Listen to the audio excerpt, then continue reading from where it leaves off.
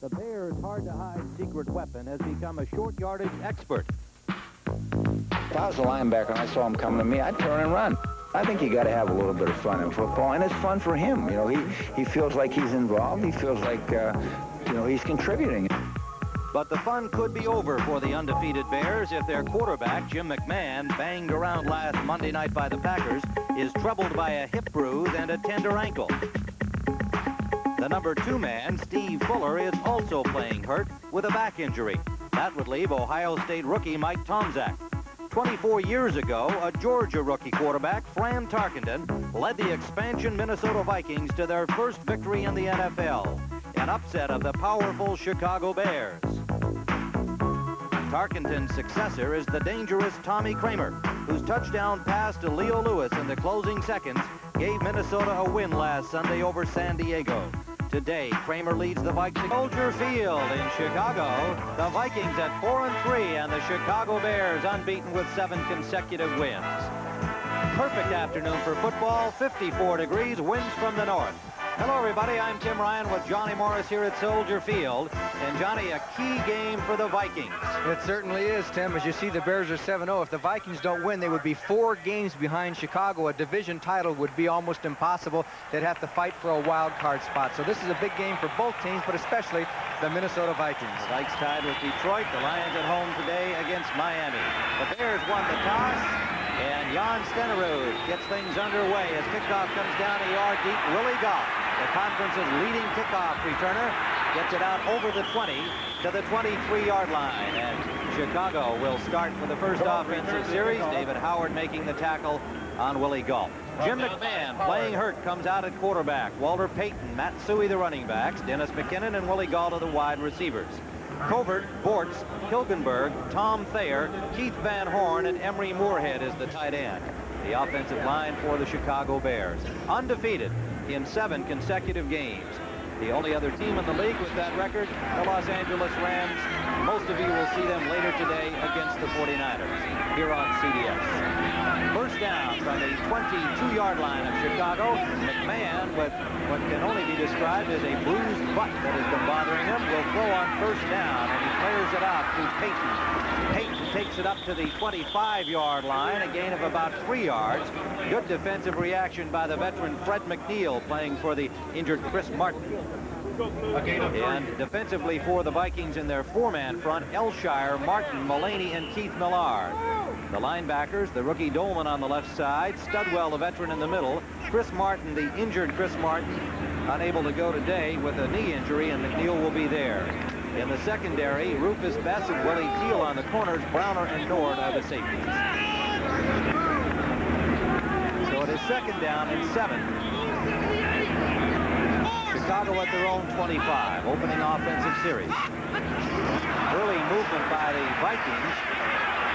McMahon gets it off to Moorhead. Moorhead breaks a tackle and takes it to the 40-yard line. Met there by a pair of Vikings. Carl Lee, number 39, making the initial contact, and the offside signal is against Minnesota. A 16-yard gain. The Bears will refuse the penalty. Number 79 declined. First down. Number 79 is Doug Martin, the left tackle.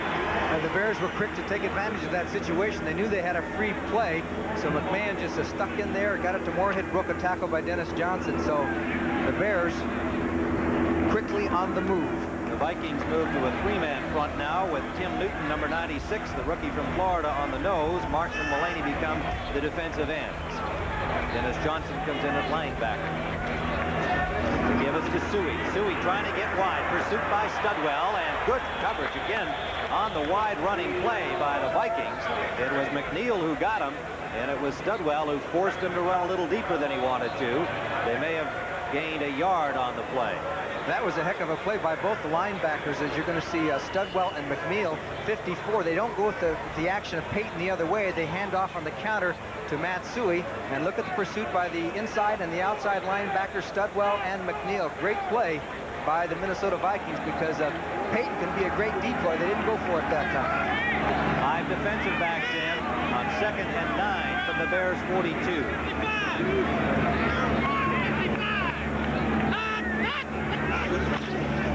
Man to Payton.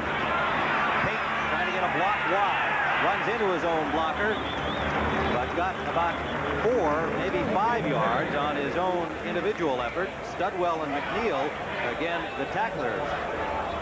Fred McNeil, 33 years of age in his 12th year, cut earlier in the season, re-signed by the Vikings, and now finds himself back in his old starting role because of the injury to 3-year man Chris Martin today. It'll be 3rd down and 4, Chicago, from their own 46-yard line. McMahon will move to the shotgun. Kenny Marjoram is in the game for Chicago. 3 wide receivers, McKinnon and Galt with Marjoram. Here's McKinnon in motion. Early movement again by the Vikings. McMahon and whistles now as the flags came down. Keith Millard, number 75, was one of the obvious culprits. Question always as to whether they were drawn. Encroachment, number 75, first down. Fred Wyant, our referee, number 11, blames Millard for the infraction. It must be something that McMahon is doing also, because more than one Viking actually jumped off, a couple or 3, so there may be a little trick of the trade for Jim McMahon on his cadence count, because the Vikings have been off twice now, and that's a key one. That gives them a first down. At the Viking 49-yard line, actually the 48. So the Bears into Minnesota territory on this first offensive series. 12:33 remaining in the first period. Sui in a wide throw set. McMahon going deep. He's got a man open, but it's overthrown. Intended for McKinnon. McKinnon tripped over the 20-yard line, but I don't think he was going to catch up to that ball anyway, Johnny. No, it was thrown a little bit too far, and Carl Lee was on the coverage that time. McKinnon playing with a sore knee, and they're a little bit worried about it being an arthritic knee because he's had constant problems with it after surgery. And of course, he's one of the keys to the Chicago Bear offense. Catches for 18.3 yards per carry, but good coverage there. McKinnon practiced only 1 day this week. He's been bothered with that knee all season long. They give him a lot of leeway during the week in practice, hoping that he'll be ready to go on Sunday. And he had a little quad muscle injury as well this week. 2nd and 10. Man, lots of time up the middle to Moorhead. He's got a first down to the 32-yard line. And it is Joey Browner with a good tough tackle on him, but a Bear first down. The Vikings came up with a loose ball and claimed that there was a fumble, but the play had been whistled dead. Another 16-yard gain for Moorhead. Yes, and that had to be a perfect pass because Moorhead was well covered. Now, if you can see off the play action, and the Vikings put the blitz on, Studwell is stopped there on a good block as you can watch the tight coverage. Nord was right there, and Moorhead went up and made the grab. A very perfect play by the Chicago Bears, and it had to be perfect because it was well covered. The ball at the 33-yard line of Minnesota. First down. No score in the game. Opening offensive drive of the Chicago Bears. Blitz. For McKinnon. Touchdown.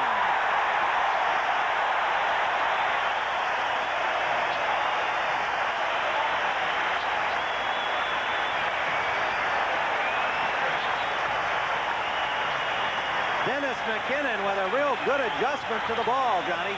He certainly did. As you can see that the Vikings put the blitz on again. This time he threw it to the outside of McKinnon, who was beating Carl Lee, but he was over to his outside shoulder, and he had to take his head away from the ball and adjust and then dive into the end zone. A heck of a play by Dennis McKinnon as the Bears strike quickly. A couple of penalties help the cause for Chicago. Dennis McKinnon. For the point after, the rookie Butler, Fuller holding. Kevin Butler from Georgia, number 6.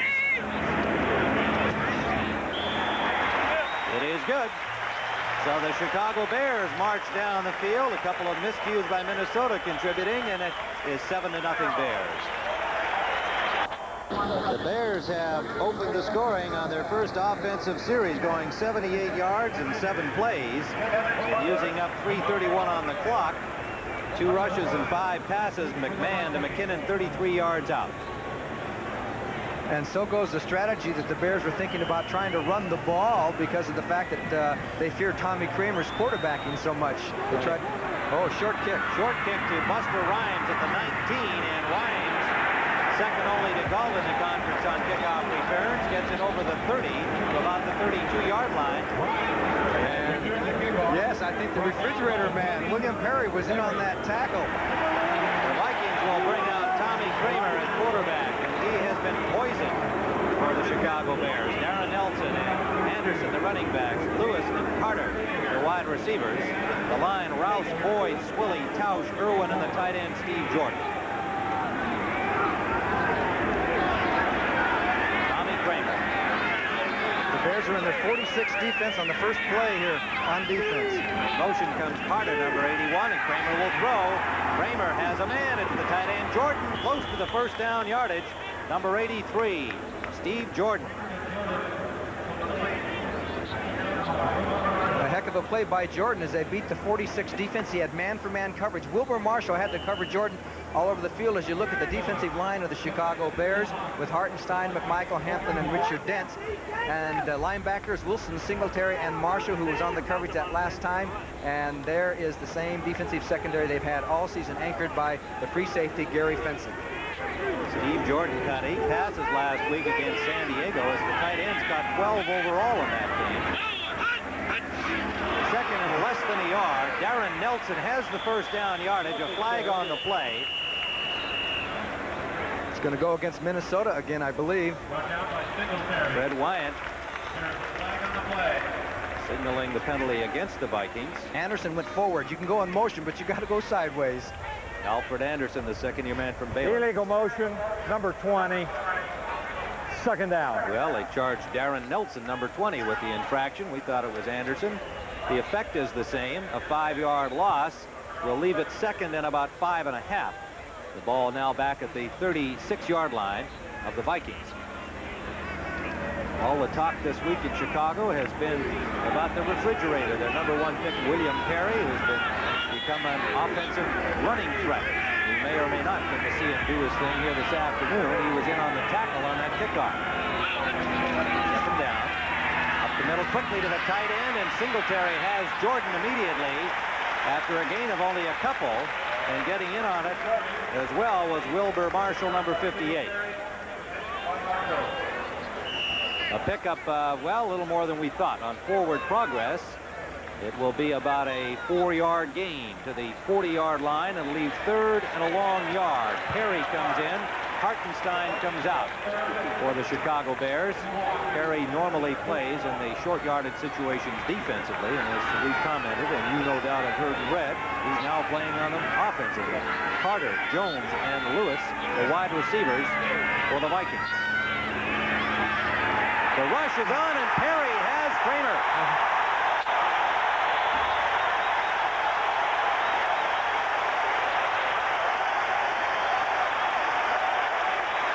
William Perry, who has hit the national scene like a rocket, a skyrocket. That time he's playing on defense. Now he just busts himself through and goes right by. That was Swilly, I believe, and just comes in for the sack as Kramer had no time to even get a short pass off. William Perry now one of the last of the two-way players. Well, the Vikings will have to punt after the 9-yard loss. Greg Coleman to Kent Taylor of the Bears. Good kick by Coleman. Taylor at his 20-yard line has got some running room. And a good tackle, a loose ball. Play whistle dead, however. It is Bears ball at their 32-yard line as the ball popped loose after Taylor hit the ground. And with 8:42 remaining first quarter, Bears 7, Minnesota nothing. Here at Soldier Field, Perry with his first sack of the season, and look how big he is literally here in Chicago. A full page in the Chicago Sun-Times. He's become an instant hero here with his what he did last Monday night and what he may do today. I guess maybe Tim Newton might be that man, who knows, for the Minnesota Vikings next week after this game, because we have rumors that he's going to be after the refrigerator man down on the goal line. Sometimes Perry Poster in Chicago. First down Chicago, and open up the middle. The tight end Moorhead, his third catch on 3 passes to him, and he has a first down in Vikings territory. A 17-yard gain for Moorhead. Nord and Dolman on the tackle. Well, I was getting back in my seat, didn't get a chance to see that play too well, but one thing you can notice about Jim McMahon is that he'll look off. Watch him look to the right, and then boom, just on a delay, Moorhead comes out of the line and then takes off down the field, breaks a tackle, and makes another key catch. Moorhead's third catch, 48 yards so far for Emery Moorhead, who seems to get better and better with every game. Give us to Payton. Look at the got blocking. 3 blockers in front. Breaks 1 tackle, trying to get to the 40-yard line. And it was Joey Browner who stopped him after Willie Teal got a hand on his ankle, but Payton just kept going forward. Actually, Willie Teal did a pretty good job considering what he had to contend with. As you're going to see 3 offensive linemen get out quickly. There they are. You can see Bortz and Thayer, and then Mark Bortz, 62, knocks Teal out, 37, but Teal gets a hand on Payton's foot and kind of makes him stumble and does a good play considering the circumstances when you have a 275-pound lineman coming at you. 8-yard pickup for Payton, who needs 157 rushing yards for 14,000 on his career. Payton again has the first down, made a nifty move to break the first tackle, ran through a pair of linebackers, Studwell, and the defensive end Doug Martin pulled him down. But it's a first down Chicago as they get a first down on the ground this time to the Minnesota 32. And Walter Payton has always had his best days against the Minnesota Vikings. He has more yards against them than any other team, including one year, remember, he rushed for 275 yards in one game, almost 2,000 yards against the Vikings. And Bud Grant says he's still the heart of the Chicago Bears. That's what he told us yesterday. Payton has the Vikings number. Kramer has had the Bears number, but so far he hasn't had the opportunity early in this game. Lots of time for McMahon, but good coverage downfield, and he had to throw to the release man, Suey. An excellent response by Willie Teal and Studwell as they had Suey hit as soon as he caught the ball. There will be little, if any, gain on the play. Excellent defense as McMahon had time to look downfield, but the coverage was there deep by the Vikings secondary. They'll give Suey just a yard. He probably wears the biggest face mask that you'll ever see on a quarterback. He has a huge bird cage there. Wants to protect those pearly teeth, he says. Doesn't want to get him knocked out, and I don't blame him. Chicago with 106 yards of offense with 5:50 remaining in the first quarter. Minnesota has only 5 yards. The Bears have had the football. Suey gets away from Best, but Best did a good job turning him into the traffic. Suey pulled down by Doug Martin and Willie Teal after a gain of maybe 5 yards. It'll leave 3rd and a long 3. Well, a little more than that. Okay, you're going to see, here's Rufus Best, number 21, coming up here in on the tackle, and he just crosses over too far, and Suey cut back, and there was a great block by Payton on that play on Mulaney, of all people. Backs don't usually like to block those defensive ends. 3rd down and 5. Chicago at the Viking 27-yard line. In the shotgun, McMahon with 3 wide receivers. Ball in motion, reverses his field. Inside handoff, Payton, big hole. First down, Chicago to the 21-yard line.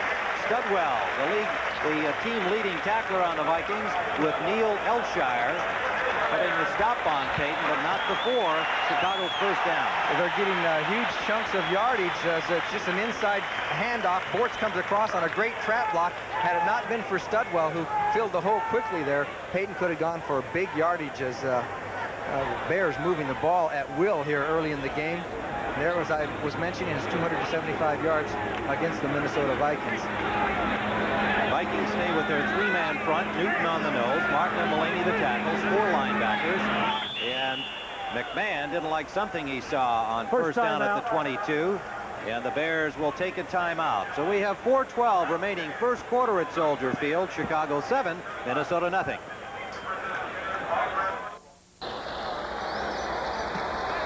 Tim Ryan and Johnny Morris back at Soldier Field where the Bears lead 7-0, and the Bears approaching Perry territory at the 22-yard line of Minnesota.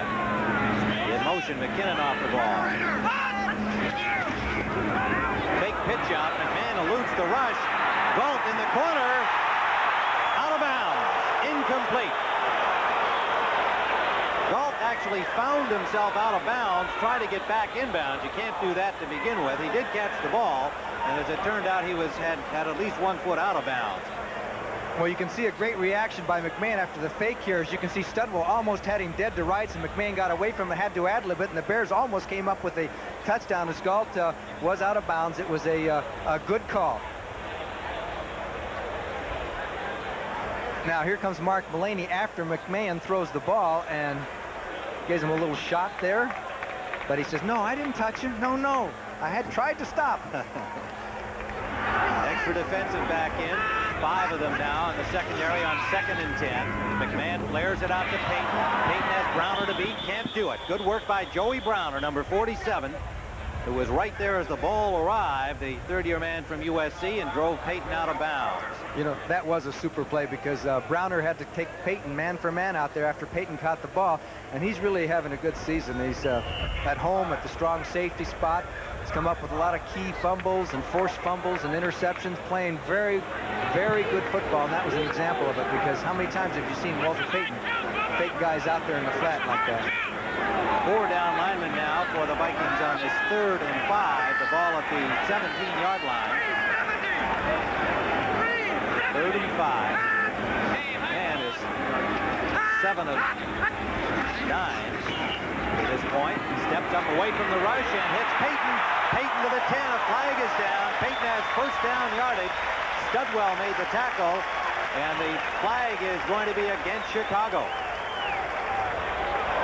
Interference, offensive interference is the preliminary signal. We'll hear it from Fred Wyant momentarily. Now they might have called that on, I'm going to take a guess here, they might have called that on Payton. I'm not sure because the flag was real late and he had come over the middle. Pass interference, number 34, 3rd down. You got it, Johnny. Yes, I think he pushed off, and that's one of those situations where a defender confronts the offensive receiver, and it's the referee's judgment as to who pushed off or who was doing something illegal. And Payton got a little push off and got a couple steps there on Studwell, but that's a big job for Studwell anyway, under any circumstances, to try and cover Payton. 3:53 to go in this first period, with the Bears backed up now to the Vikings 28-yard line. It'll be 3rd and 15. This is a big series for the Vikings' defensive confidence to stop the Bears here. Brad Anderson goes wide right, number 86. Kenny Marjoram wide left. 2 new wide receivers in the game on this passing situation. And in the shotgun. Galt was in the backfield. Galt. And again, good defensive reaction. And it was Rufus Best, number 21, who made the tackle. After a gain of maybe 5 yards by Galt, who was lined up in the backfield with Payton. And you knew something might happen because Galt 83 did not go in motion or anything. He stuck there, and it can cause problems for a defense, but not for Minnesota on this play, as they were up to the task of stopping Willie Galt. So the Bears are going to go for a field goal, and this used to be Minnesota's meat. They used to block all kinds of field goals, but with some of the new rules they put in, they haven't done it as well the last couple, 3 years. A 40-yard attempt by Kevin Butler. Steve Fuller will hold. Against the wind. And Butler has it.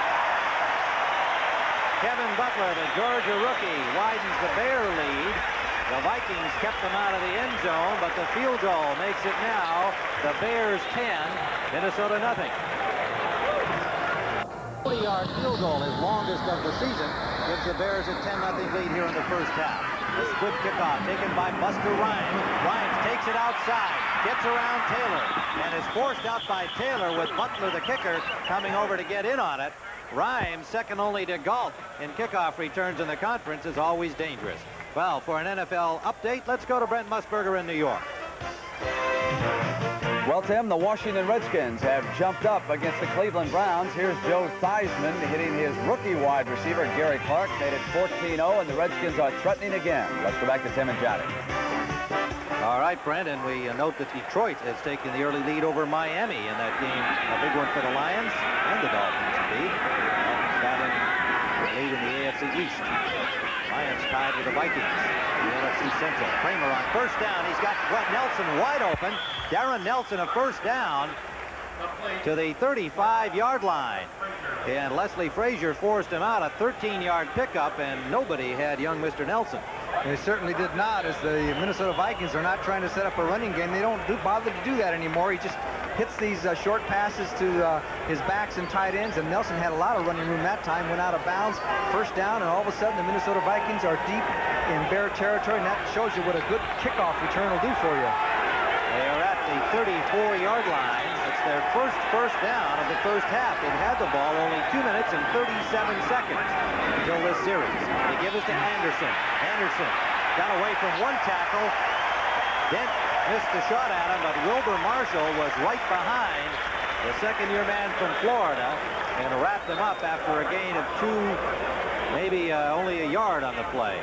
Wilbur Marshall, a Bear #1 draft choice a year ago. As you could see the linebackers adjusting, and you could see Marshall, who got a game ball last week, played off the block by Jones, and then Jordan, I should say, and comes up to get Anderson. Wilbur Marshall, who is growing into his linebacker position very quickly after the holdout by Al Harris. And even as it develops, a loss of about a half yard on the play. Forward progress by Anderson didn't get him to the line of scrimmage with Marshall reacting quickly. Anthony Carter, Leo Lewis, and a wide receiver. On 2nd and 11, the blitz on. Good move by Kramer. Kramer to the tight end, incomplete. Intended for Jordan, with coverage by Singletary. And a good move by Kramer, who just seems to have that knack to be able to duck up under the rush, generally coming forward inside the pocket. And talking to Kramer, he says, well, it's a challenge to play the Bears. He said, I think they've got the best defense in the league, and I like to go out there and try and beat them, and he's been very successful at it. Contrarily, the Bears defensive coordinator, Buddy Ryan, and all of the Bears players have enormous respect for Kramer. Well, he completed 28 out of 55 a few weeks ago when the Vikings were beating the Bears handily until McMahon came in. 3 wide receivers on 3rd down. Kramer sideliner, and it is caught, and it is complete inbounds. Carter made a dandy catch. Anthony Carter with coverage by Leslie Frazier, and it's a Viking 1st down. And that's the first pass Anthony Carter's caught in quite a long time, as Kramer just threaded the needle this time because he was well covered by Les Frazier, and it was right there. He hung onto the ball, had gotten a yard beyond the 1st down marker. Perfect play by Anthony Carter, who someday is going to be much more of a vital factor in this Viking passing game. He's been playing a bit hurt with that pull. Yeah, and a hamstring pull. There's Bud Grant. Now your gray sweatshirt on the sideline. He'd like it colder. He thinks it's too warm today for football in Chicago. Here they come. The blitz on, and in the corner it is incomplete. Intended for Carter again, just overthrown. He had a step on Frazier. And Wilson led the charge on the blitz, number 55 for the Bears. And Kramer did the right thing. The Bears came with the all-out blitz. You send your wide receivers up and try and beat the corners man for man. Look at 55, Otis Wilson really decked Kramer after he got rid of the ball. And that's the way you got to try and beat the Bear defense, because they throw everybody at you, and you got linebackers covering tight ends by themselves and one-on-one on the outside many times. 2 tight ends are in. Steve Jordan joined by Mike Belarkey, number 86. 2nd down, 10 yards to go. Minnesota trailing 10-0. Here they come again. 1st period. The corner pass for Leo Lewis, well overthrown. Kramer simply had to let that go far too early. Well, he saw the blitz coming. It was coming in hard by Marshall, and he just didn't make a good pass on that one because he had to throw it too soon. It'll leave a 3rd and 10. And Ken Taylor was out there on the corner for the Bears on that particular play. In comes Darren Nelson. Out goes Anderson offensively for the Vikings. Big play for them here in terms of the early portion of this game. A 10-0 Bear lead. 29 seconds remaining 1st period. The first opportunity the Vikings have had to do anything offensively in the game. 3 wide receivers. Leo Lewis, last week's hero, in motion. The pass up the middle is complete. What a pass by Kramer to Anthony Carter. Made a good catch. A flag down on the play. He got to the 15-yard line, short of the 1st down, but a flag on the play. And you look at the Bears bring everybody but the kitchen sink here. 50 Singletary's coming up the slot. So is Wilbur Marshall. Kramer does a great job of getting the ball off and a good catch, but it's all for naught as the Vikings holding number 68, 3rd down. Freddie Wyant calls Curtis Rouse, the left tackle, one of the 2 300-pounders on this Viking roster, and he's called for the hold. And there's a discussion with the Bears here. Bensick and Singletary talking it over. Holding number 68, 3rd down. With Fred Wyant, the referee, so it'll be 3rd down. The ball will be spotted at the 33-yard line. 3rd down over again. The Vikings, who, as we said, coming into this offensive series, have had the ball for only 2:37 of this 1st period. Going backwards now, having gotten deep into Bear territory at the 22. And time winds down to end the first period here at Soldier Field. With the score, the Chicago Bears 10, the Minnesota Vikings nothing. Jim Ryan and Johnny Morris back at Soldier Field, where the Bears have a 10-0 lead. And the Vikings have the football in Bear territory, but a long third down at the 33-yard line of Chicago. Elsewhere, the Redskins leading Cleveland 14-0 in the first quarter. St. Louis ahead of Houston 7-0 in the first period. And look at this, Detroit, the Lions have a 10-0 lead over Miami. That's a first quarter game. And Green Bay losing to Indianapolis 14-0 first quarter. And let's see what the Bears do with Tommy Kramer this time. Will they try and they blitz him about 5 times in a row? He's back out of the shotgun. Let's see. Ken Taylor working on the corner. Perhaps Richardson injured. They're going that way, but it's going to be Jones, the intended receiver. And the ball came up short. Flags are down. Sean Gale had the coverage. And it may be an interference penalty against Chicago. The ball was underthrown into the wind. It didn't look like he was going to catch the ball, but I believe Gale got his hands over his face there and kind of obstructed him. He would not have caught the ball, so it's a bad penalty for him to take. Pass interference, number 23, first down. It cost the Bears 27 yards and a scoring opportunity now for the Vikings. The Bears had safety blitzes on Kramer. He threw the ball up. There's 23 covering on Jones, 89. The ball was short, and he put his hand right across his face and he knew he had done it. He knew he had done it. Good call. First down at the 11-yard line of the 6-yard line of the Chicago Bears. First and goal. This is Nelson. Nelson gets close to the 1-yard line. Good blocking out the right side by Swilly, Tausch, and Irwin. The right side of the Vikings offensive line. And Nelson, not a big guy, but quick and likes to run inside at 5'9", 180. Just hid himself among the big guys. And the Refrigerators coming in, not on offense, but on defense this time, along with Tyrone Keys, number 98. Bears goal line defense gets ready here on second and goal from the 1-yard line. 10-0 Bear lead. Vikings on the doorstep. 2 tight ends are in. Jordan and Malaki. Anderson and Nelson, the running backs. Famous side left. Darren Nelson, and touchdown. Nelson was hit behind the line, but squirted in with his forward progress. And the Vikings have put 6 points up on the scoreboard as we have just begun the second quarter. Let's take a look at it as the Vikings come across with a lead blocker. Sometimes when you're that close, you can have somebody knife through, but this time they got some good blocking up front, and Nelson just kind of scraped his way through, got into the end zone with a little persistence, and the Vikings are back in this football game, and oh, how important a penalty can be. His first touchdown of the season, Darren Nelson, who got 12 passes last week and has really become a vital part of the Minnesota offense. John Stenerud for the point after, and he has it. So the Vikings back in the football game, and in that first period, we keep talking about the time, but get this, the Bears with 9:33 against 5:27 in the first period, but now they lead by only 3.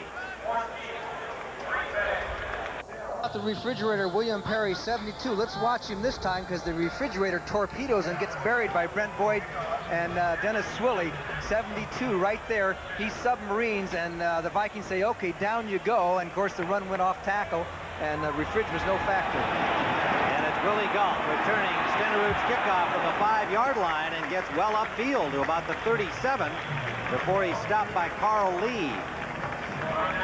So the Bears will have good field position after the Vikings had reduced the margin to 3 points, going 46 yards in 8 plays, passing 5 times, running for 3, and using up 3:31 on the clock. In that first quarter, the Vikings had -1 yard rushing and only 30 yards passing. But now we have just a 3-point game. The Bears will start from their 36-yard line, trying to stretch their victory scheme to 8. The Rams later today against the 49ers here on CBS. Suey and Payton in the pro set. McMahon on first down to Galt, and incomplete. The ball was outside. Galt looking inside. When he adjusted, couldn't get to the ball. Carl Lee on the coverage. And good coverage by Carl Lee, and that's an example of how good that catch was by McKinnon. That time, Galt was under the same circumstance. He had to turn his head from the ball and look to the outside, and he completely lost it. So it shows you how good of a play McKinnon came up with.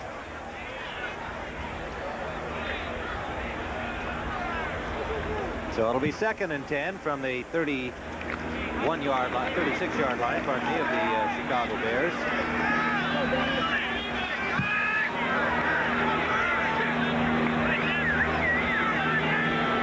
Galt left, McKinnon right.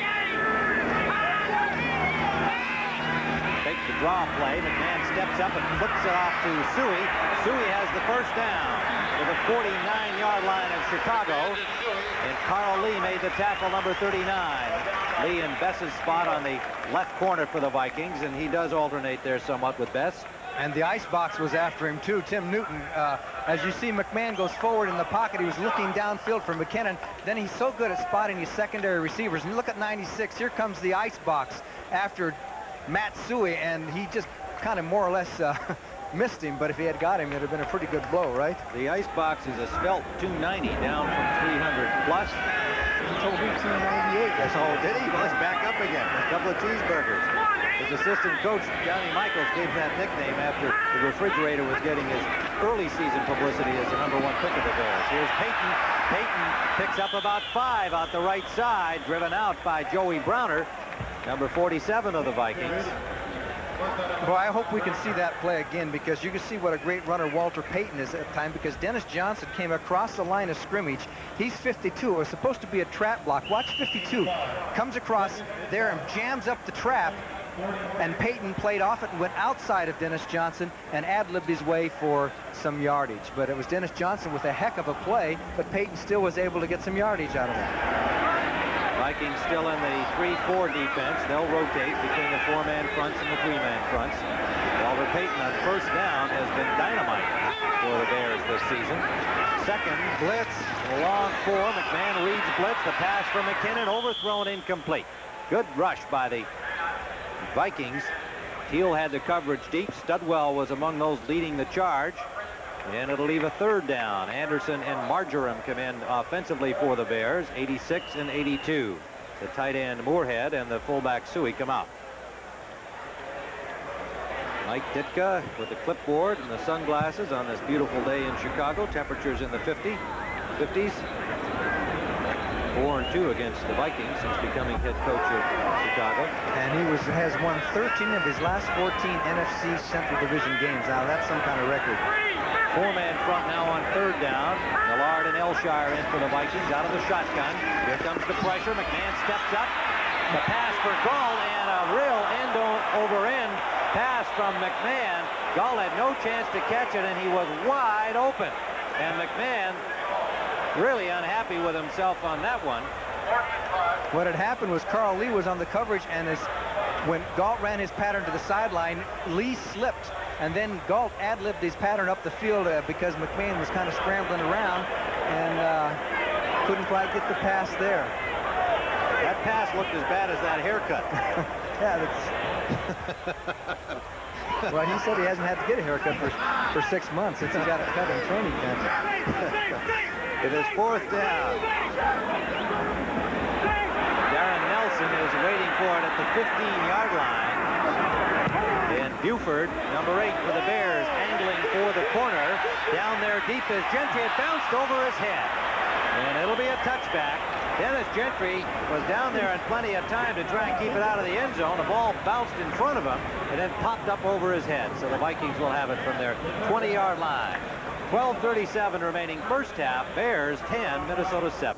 To be able to see Green Bay at home against the Bears and Minnesota at home against Detroit next week. That all begins with the NFL today at 12:30 Eastern Time.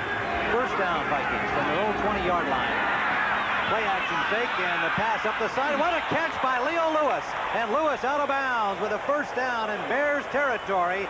Little Leo Lewis makes a dazzling catch, and he caught it over the rookie cornerback, Ken Taylor. That's right. The Vikings apparently went right after Taylor because Taylor's in for Mike Richardson, who has a kind of a pulled hamstring, and he has good coverage, but this is a question of Lewis looking back for that ball, leaping up. He has great leaping ability and makes the grab. Key play for the Vikings. Of course, Viking fans won't forget the catch he made last week, and that was kind of like that, reminiscent. It was the winner in the end zone against San Diego. Well, they roll him out of bounds in Viking territory at the 49. First down, Minnesota. Kramer has him rolling. Forced out of the pocket.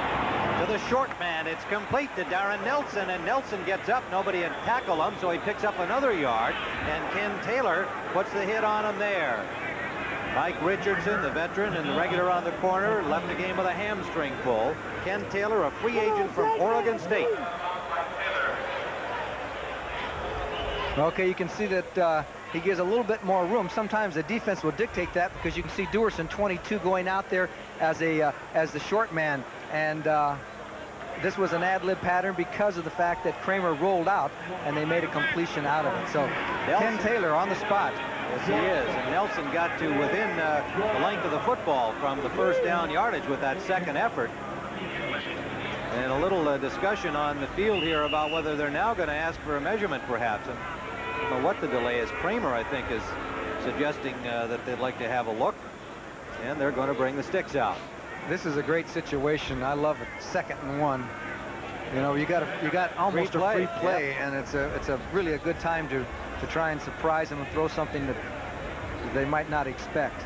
Kramer 6 of 9 for 76 yards in his last outing against the Bears. He was 28 of 55 for 436 yards. That's the night, of course, that McMahon came in, injured and all, and threw 3 touchdown passes as the Bears won the game. But a big night for Kramer, and he has been successful against Chicago. And as I said yesterday, it's a challenge. There's no special reason why I play better against them, but I understand what they do defensively. I like to throw against their blitzes, and I've had some luck with it. And the other thing is that as you look at Bud Grant, who has a 25-21 record, the Vikings over the Bears over the years, but the Bears have won the last 4 games. Another thing about Kramer is that he's a tough guy. You know, you can intimidate quarterbacks. You hit him a few times, you put blitzes on him. I don't care who you are. Everybody reacts to the physical a little bit differently, and he gets even more feisty when he gets hit a couple of times. Speaking of other quarterbacks, Dieter Brock, the Rams quarterback from Canada from the Canadian League, is going to be featured on our halftime show in the NFL today. Brent will be joined by Hank Strand in our studio. 2nd and about the length of a football. The measurement proving nothing. And it is first down. Minnesota. Darren Nelson gets to the 40-yard line of the Bears, and he's hit by Wilbur Marshall. And he hung onto that ball. Did you see Marshall, 58, trying to pull the ball right out of his arms? There's Darren Nelson, and Nelson somewhat the victim in that game against the Rams. He was the guy carrying the ball who didn't get into the end zone that might have given the Vikings what would have been a deserved victory that afternoon. But he's given the ball here in this short yardage situation. Delivers the goods, and he runs well inside. Carter, Jones, and Lewis, the wide receivers, and they're all stacked out to the right side. Now in motion comes Carter, back to the near side. Nice snap. Good recovery by Kramer. Kramer intended for Carter, almost intercepted on the deflection by Duerson, and a pretty good lick by Fensick broke up the play as the ball just popped out of the hands of Anthony Carter. A heck of a play by Kramer under the circumstance. Watch 45, Gary Fensick, come up here and hit Carter. As Carter goes up for the ball, here comes the hit. He just goes for the body and jolts it loose, and there was almost an interception there by Dave Duerson, but Kramer did one heck of a job. Gary Fensick, Sports Illustrated, said they had a poll of NFL players, and he's the #1 of all the cheap shot artists. He said he objected to that. He hits hard, but he's not really a cheap shot artist, I don't think. He said it was only 14% of the players were polled. This is Nelson trying to get wide to the near side. Good defensive reaction by Richard Dent, number 95. And right there with him, Leslie Frazier, number 21. There'll be a gain of about a half yard on the play. and will leave the Vikes with a 3rd down. Okay, this is, you can see a little delay counter type of action as 20 fakes to the right. Nelson goes back to the left. Irwin throws 1 block, but there's great pursuit by Richard Dent, 95. Great speed for a defensive end who led the NFC in sacks last year. So now, what will they do? Here comes Tommy Kramer. He knows the Bears can blitz like crazy. Will they blitz? Looks like the linebackers are off. Tyrone Keys in it, left defensive end, 3rd down, no blitz. Half, another high snap. He gets lots of time, and his pass is overthrown, and Lewis tried to bring it down. Again, the ball tipped the Bears with somewhat of a chance for an intercept. Leo Lewis just couldn't climb high enough at 5'11" to haul in that one. So it is 4th down, Minnesota, and Greg Coleman comes onto the field. The Vikings defense, the Bears defense, holds the Viking offense here on this drive with 10:06 remaining in the 1st half. The one thing that Coleman has not done well this year so far is kicked that many inside the 20 out of bounds. He's been working on that. He only has 4 inside the 20. And Taylor waiting for it at the Bears' 10-yard line. Coleman angles for the far corner. Bearcats signaled by Taylor. The ball bounces down. Will be downed at the 2-yard line by Joey Browner. And so Coleman delivers the goods perfectly. 38-yard punt drops at the 2-yard line of the Chicago Bears. At the Bears 2 by Joey Browner. And our opportunity to remind you about our special next Saturday on CBS Sports. Quest for the Crown, the NBA's 40th season, which promises to be one of the greatest in league history. Many of you saw the debut of Patrick Ewing this past weekend, and Kareem and Magic on a mission to make the Lakers the first team to repeat for the title in 17 years. Larry Bird, Michael Jordan, Houston's Twin Towers of Samson, Olajuwon. Lots of excitement in the NBA this year. Next Saturday at 2 o'clock Eastern Time. Catch our preview here on CBS Sports. Okay, the Vikings better watch out. The Bears have taken a lot of chances this year, have done a lot of trick things in unusual situations. This is an unusual situation to do a trick thing in. I'd be curious to see it.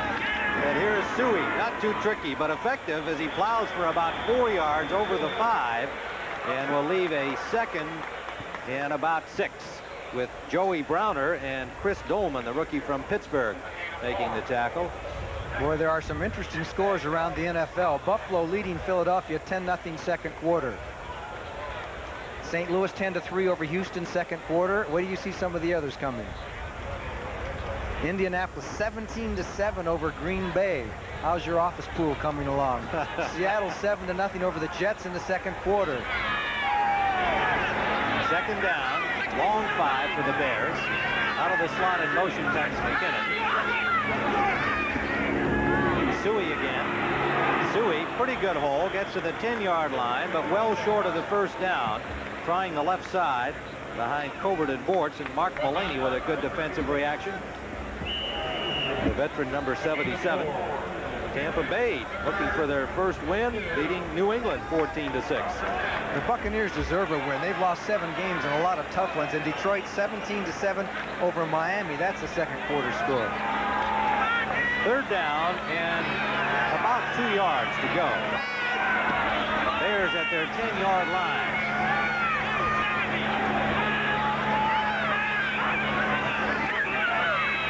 Payton has the 1st down over the 20 to the 22-yard line. Interesting little formation that time with Suey set up a little bit ahead of Payton, and he makes a good block. Okay, the key guy here on this kind of a play is the middle linebacker, 55, Studwell, and you can see the block was jammed up on him, and he gets a double block from Matt Suey, comes along and hits him, and Payton came right through the hole and got a key 1st down because the Vikings really had Chicago bottled up on the 2. Fred McNeil making the tackle. McNeil working for the injured Chris Martin. Vikings have Matt Blair about ready to come off injured reserve.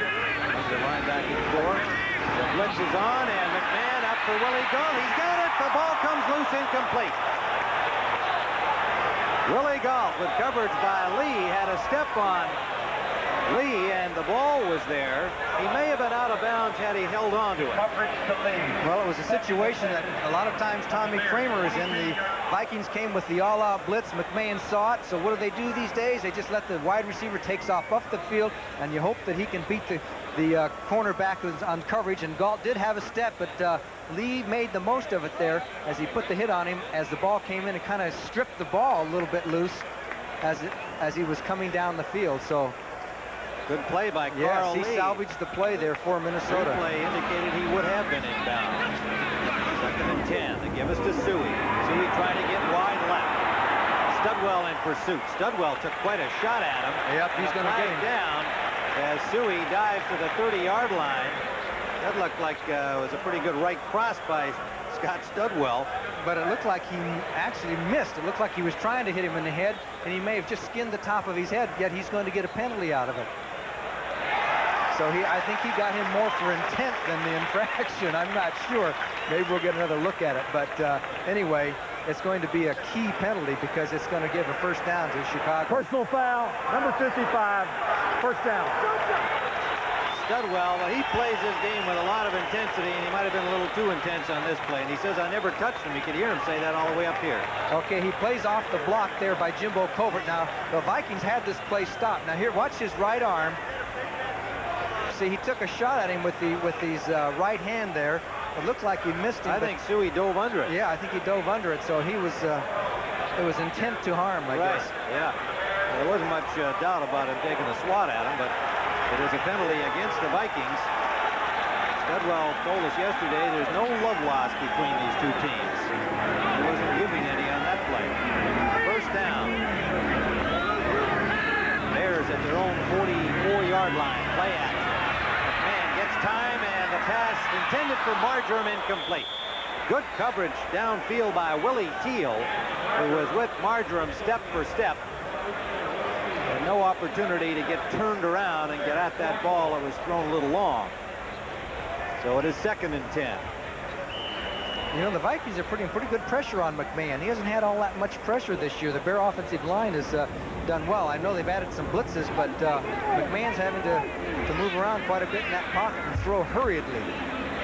Now, he's been effective on first down passes throughout the season, and when Peyton has been given the ball to run, he's been doing it. They've averaged 6 yards a play on first down. Big part of their success. That's a key statistic. 6 yards a pop on the first is very impressive. 7:25 to go first half. This is Suey. Suey on the draw, and it's very well read by the Vikings. And it was Elshire. Check it. It was Doug Martin, number 79, the 6-year man from Washington, who made the ankle tackle. And it'll be 3rd down and 9. As the Vikings bring in another defensive back, they use a lot of 5, a lot of nickel, 6 defensive backs sometimes. Isaac Holt among the backs in on this play. The rookie from Alcorn State, their number 2 choice. Turner's in. Turner's got 4 interceptions. A former Viking traded to San Diego, cut by them and re-signed, and he's been having a good season for them. Big play. 3rd and 9. Ball in motion. McMahon for McKinnon. Overthrown. Diving try by Dennis McKinnon, but no real chance to catch that football. Browner and Turner had the coverage deep on McKinnon. And so it is 4th down, and the Vikings defense, which has been a very steady, if unspectacular, force for the Vikings in their first 7 games. The defense has been doing a very steady job, and they do it again on that series. 6:37 to play first half. They are 9th on total defense, which, when you think about last year, of course, they had a lot of injuries, but what a vast improvement for a lot of reasons, Bud Grant being one of them. Look at that one. Buford's angled punt through the end zone for a touchback, but a dandy punt by Buford. 55 yards for Maury Buford with the win. 6:29 to go first half. Bears by 3. He's now throwing with the wind. It's not always an advantage, is it? It depends really on how the wind's blowing. That's right. We got a fairly strong wind in one direction. It doesn't usually blow both ways, does it? No, not as far as I know. Except at Shea Stadium in New York, it does. I'm still waiting for the ice box and the refrigerator man to collide. Everybody in this stadium is waiting for that, too, although the Vikings coaching staff hasn't acknowledged that the Iceman is the man designated to take on the refrigerator, but we're told the 2 tons of fun might meet each other if they get down to the goal line. Scouts. That's right. All right, let's see what happens. Here at the 20-yard line, the Vikings will start. First down, 6:29 remaining in the first half. 46 defense for the Bears. Kramer throwing into the wind on first down, and that's incomplete. Might have been intended for Jones. The ball bounced in front of Anthony Carter, but it was much closer to Jones. There was obviously a miscue between passer and receiver there. We keep mentioning 46 defense. Of course, it's named after former Bear player Doug Plank, and the Vikings even use a version of the 46 defense, and so do some other teams, so that because it's been so successful for the Bears. And basically, you move another linebacker over on the other side of the line, you shift your line over, and linebackers cover tight ends man for man, and you can do all kinds of things out of it. Second and 10, Vikings from their own 20. They trail by 3. Play action. Lots of time for Kramer. Now running out of it. Gets the pass up, complete to Lewis. What a catch by Leo Lewis. And what a pass by Kramer, throwing out to his left side. A 14-yard gain and a first down. Now here's what happens if you don't blitz him when you just put a straight 4-man rush. Now they got some pressure on him, but there aren't very many people around here. So then Kramer gets out of it, throws on the run, and look at this pass, considering the situation he was in, and a good grab by Leo Lewis, and Kramer can kill you that way. So what will the Bears do the next time? Let's see what they do. It's interesting. It's like a game of chess. Tommy Kramer watching those Bear linebackers and defensive linemen and trying to adjust.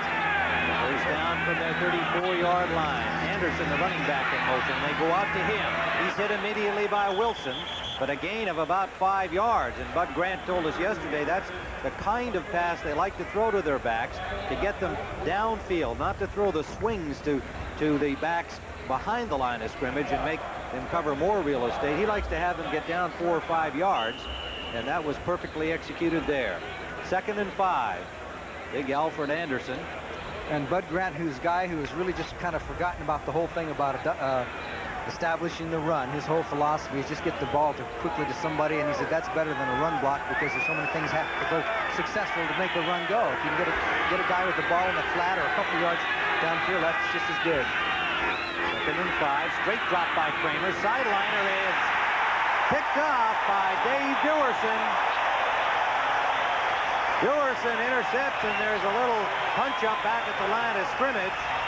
Dennis Swilly and one of the Bear players, Wilbur Marshall, but meanwhile Dewerson has the first intercept of the game. I'm not sure whether he overthrew number 20, Darren Nelson, or whether it was just short to Leo Lewis, but anyway, Dave Dewerson was right in the middle of it, number 22.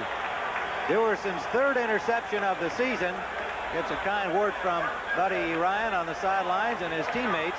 Dewerson, like Wilbur Marshall, having to kind of prove himself to the fans because he is the replacement for holdout Todd Bell, as Marshall is for Al Harris. And they have so far shown that they are up to the task of filling those Pro Bowl shoes. First down Bears at their own 49-yard line. They give us to Payton. Payton out the right side. And oh, what a good play. And it's Chris Dolman, the rookie from Pittsburgh, who fought off the blocks and made the tackle, and Payton getting up slowly after they hit by Dolman. I think somebody else fell on top of him, and he's favoring his left knee at the moment. 7 carries, 44 yards for Walter Payton so far, and a 1-yard gain. And a man who just broke the Bears scoring record. He has 630 career points. So let's watch Dolman. He's number 56. Bortz tries to throw the block on him. He goes over the block and then makes the ankle tackle and brings down Walter Payton. And it's hard to tell where he got hurt. 2nd and 9, Chicago play action. McMahon screen pass Payton. Payton gets one block, but again, good defensive reaction. Joey Browner coming up. Browner has been around Payton all day, and that gain is about maybe 2 yards. Will leave a 3rd and 7. Terrific play by Browner. I mean, Payton had a good situation out there. He had a blocker, and Browner got through, made the ankle tackle. Third-year man from USC, was their first choice in 1983. Had somewhat of a shaky rookie year. Of course, Bud Grant doesn't play rookies a lot anyway. And with the new coach Les Steckel last year, some changes in the positions he was playing, and this year really settling in at safety. 6 defensive backs in on 3rd down for the Vikings. At the Vikings 49. McMahon sails it downfield for Marjoram, and Marjoram, what a battle for it. Who's got it? It is Willie Teal with the interception. Teal and Marjoram, and Willie Teal made a spectacular catch. It was a flag pattern by Kenny Marjoram, number 82, and Jim McMahon threw it out there, and watch Teal. Marjoram made a real good job of trying to prevent the interception because the ball was thrown out way over more towards Teal's side, and they fight for the ball. They both have an equal right to it. And Marjoram makes a super grab, but Teal hangs onto the ball and actually became the receiver, and Marjoram became the defender. And a key play for the Vikings. 1st down, but deep in their own territory, but they'll take it, I'm sure. Willie Teal's first interception of the season gives them the 1st down at their own 8-yard line. So they get back the one they lost to Duerson just moments ago. Let's see if they go after Ken Taylor. Darren Nelson squirting ahead, got a good block inside. Steve McMichael made the tackle, but a pickup of 5, maybe 6 on the play. McMahon, we were talking about him being 0 for 5 at one stretch here in the 2nd period. In the 1st quarter, he was 7 of 8 and a touchdown. In the 2nd period, he is 2 of 9 and an interception. So the Vikings defense has turned things around against McMahon in the 2nd quarter. 3:06 to play, 1st half. 2nd and 6. Kramer. Sideline. Incomplete. He had all kinds of coverage there and threw it out of bounds deliberately. For an NFL update, let's go to our studios in New York and Brent Musburger. Well, Tim, the Dallas Cowboys explode with a big play. Good blocking up front. And watch Tony Dorsett. He'll do the rest. 60 yards for a touchdown, and now the Cowboys have come back and they lead Atlanta 14-10. Back to Tim in Chicago. All right, Brent, Dallas at 5-2 atop the NFC East going into the game today. Giants behind them at 4-3. 3 wide receivers in on 3rd down for the Vikings. Nelson alone set back. They give it to Nelson, and Nelson has a good hole and bashes for the 1st down yardage, and he's got it. Gary Fensick put the hit on him, but credit the 2nd effort by Nelson to get to the marker, and so the Vikings advance. They disdained the pass that time and figured the way the Bears had lined up defensively that they would just try and create a crease. They just had a crisscross block and a nice trap, double trap. Terry Tausch threw a good block there as Darren Nelson got through it as they trapped the left side of the Bear defensive line, and that was a key play. 1st down, they maintained the ball.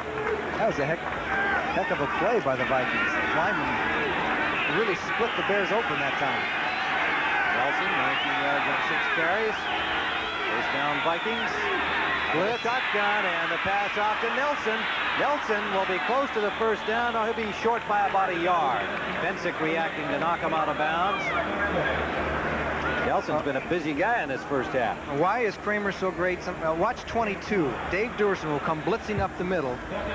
Comes through Scott Clean. He knows right away if Duerson comes, that means a linebacker has to come over and cover the back out of the backfield, and no chance for him. And finally, Gary Fensick gets over to knock him out of bounds, but it was really Singletary who had to get over and make up the difference there.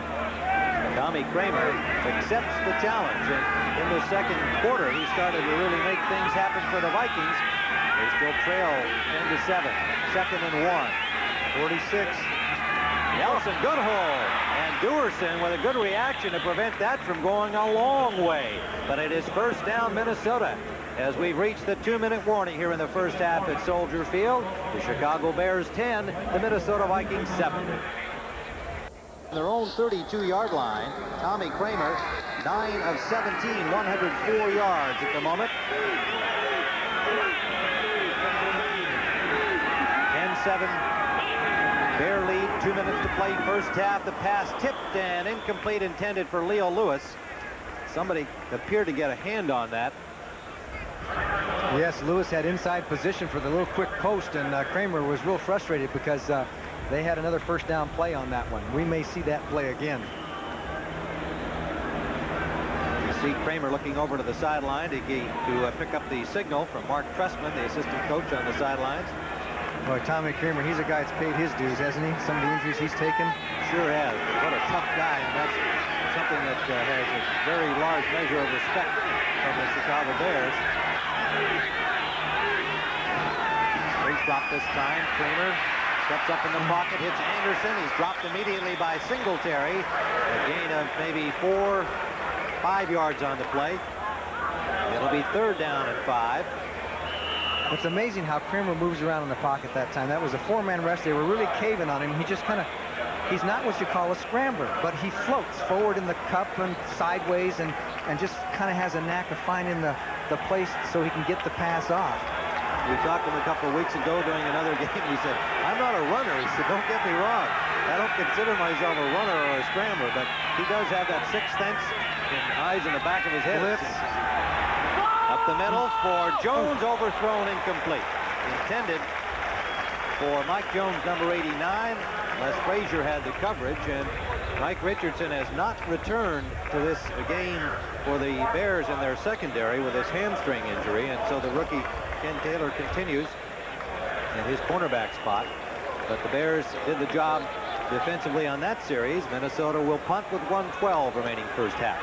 Now Coleman's going to be kicking against about a 10 or 15 mile-an-hour wind, I would guess. It's pretty strong against him in his face. There's Ken Taylor waiting for it at the Bears' 25-yard line. Coleman, a low kick, takes a Bears bounce, ball on neutral bounce. Didn't help anybody, didn't help the Vikings. It comes down at about the 34-yard line where David Huffman covers it for Minnesota. 29-yarder, so Chicago with 1:03 has good field position and ample time to make something happen here, starting from their own 34. And shortly at halftime, the NFL Today will have Hank Stram in our studios with Brent Musburger. You'll get scores and highlights from around the league and a special look at Dieter Brock, former Winnipeg Blue Bomber star in the Canadian Football League. LA's Canadian Rocky now with the Rams and with an unbeaten football team. At 7-0. Later today, they play the 49ers here on CBS's doubleheader game. Inside handoff to Payton. Payton gets good blocking and will be close to the first down. Running behind Tom Thayer. Thayer stayed on his feet and took a couple of guys out without leaving his feet. And Payton followed along in his wake. 56 yards on 8 carries. That's 7 yards. 8 times 7 is 56, isn't it? It used to be. That's a pretty good average. First down. He just did get to the marker. There's Mike Ditka there with the short sleeve sweater on. Has been dressing rather dapper this year. He said, I want to dress like a winner. So far, it's worked. All at the 46-yard line, out of the shotgun. Short pass, Green, Suey gets a block from Hilgenberg and is close to the first down. It'll be a gain of about 9 to the 45-yard line of Minnesota.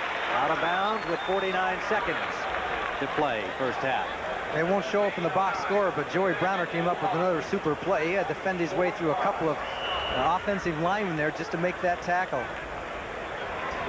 Second and about a half yard. Browner has been a force in this entire first half. He's been a very significant figure. In many cases, it's looked to me as though they've had him keeping a close eye on Payton because he's made a number of good plays on Walter Payton.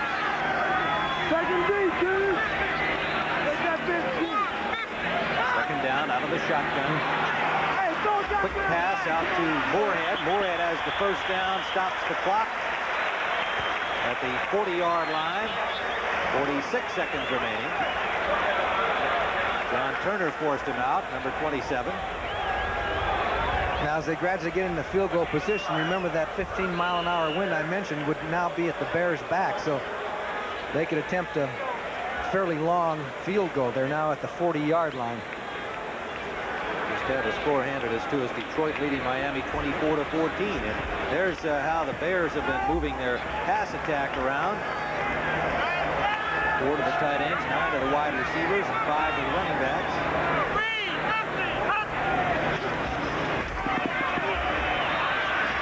And for Galt, and Galt gets out of bounds after a gain of about 8. Carl Lee on the tackle, number 39. Chipping away downfield. Okay, and you can see that Lee is running with them. Galt turns in, goes back outside, and Lee reacts, and it was basically the short pass pattern. Now, they're playing pretty darn tight in this kind of a situation. That was a pretty tight. Basically, they've been playing off quite a bit, allowing the Bears to go down 5-6 yards a clip. They just don't want to get beat for the touchdown and then hope for the best on the field goal try. Carl Lee, probably the fastest Viking. The entire roster is probably going to see a lot of Willie Galt today. 7 defensive backs in on 2nd and 2. Suey has a hole and a first down.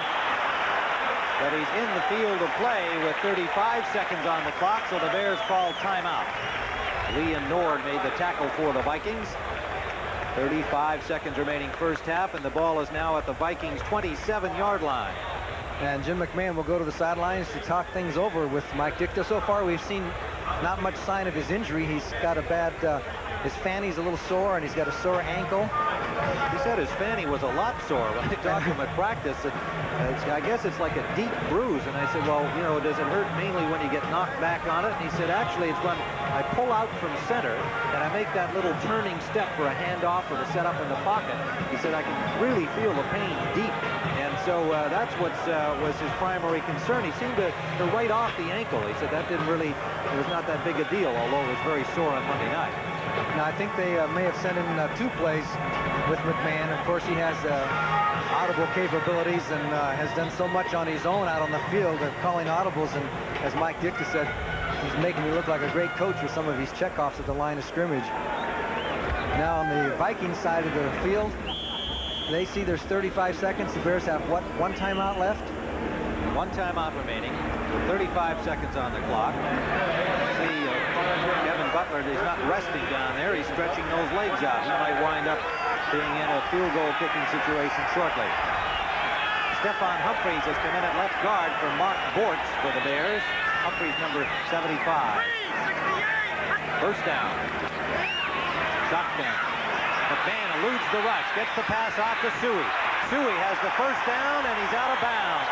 And there was McMahon showing the similar talent that Kramer has to be able to skip away from those on-rushing linemen and complete the pass on the run. Just a straight 4-man rush by the Vikings, and they put pretty good pressure as they do a little crisscross, and Mark Mulaney, 77, was putting the pressure on there, but McMahon went forward in the pocket a la Kramer and hit Suey, who has quietly had a very fine season for the Chicago Bears. And they're not using that much time on the clock. Still 28 seconds left. McMahon now 13 of 22, 136 yards, and he's hit his last 4 in a row as they're now at the 17-yard line. They got to be thinking touchdown now, not so much field goal. 28 seconds for the play. Up the middle, incomplete. And it was over the head of Matt Suey. It was thrown deeper, and it may have been a little mix-up on the part of the receivers and the quarterback on that play. Willie Galt was also in the center of the field, down deep, running a post pattern. So those are the ones that you're not sure exactly who made the mistake. 24 seconds. Man picks up the signal from the sideline. Studwell organizing the Vikings defense for the Vikings on 2nd and 10. Very big defensive situation here. 3-point margin. Man gets time. Now gets it off. Complete, but it's dropped immediately. The ball carrier dropped immediately. Suey by Studwell. And it'll leave 3rd and 5 with the clock ticking. So they're going to try to get the ball out of bounds. They do over the head of Willie Galt. 5 seconds remains. And they will bring on Butler.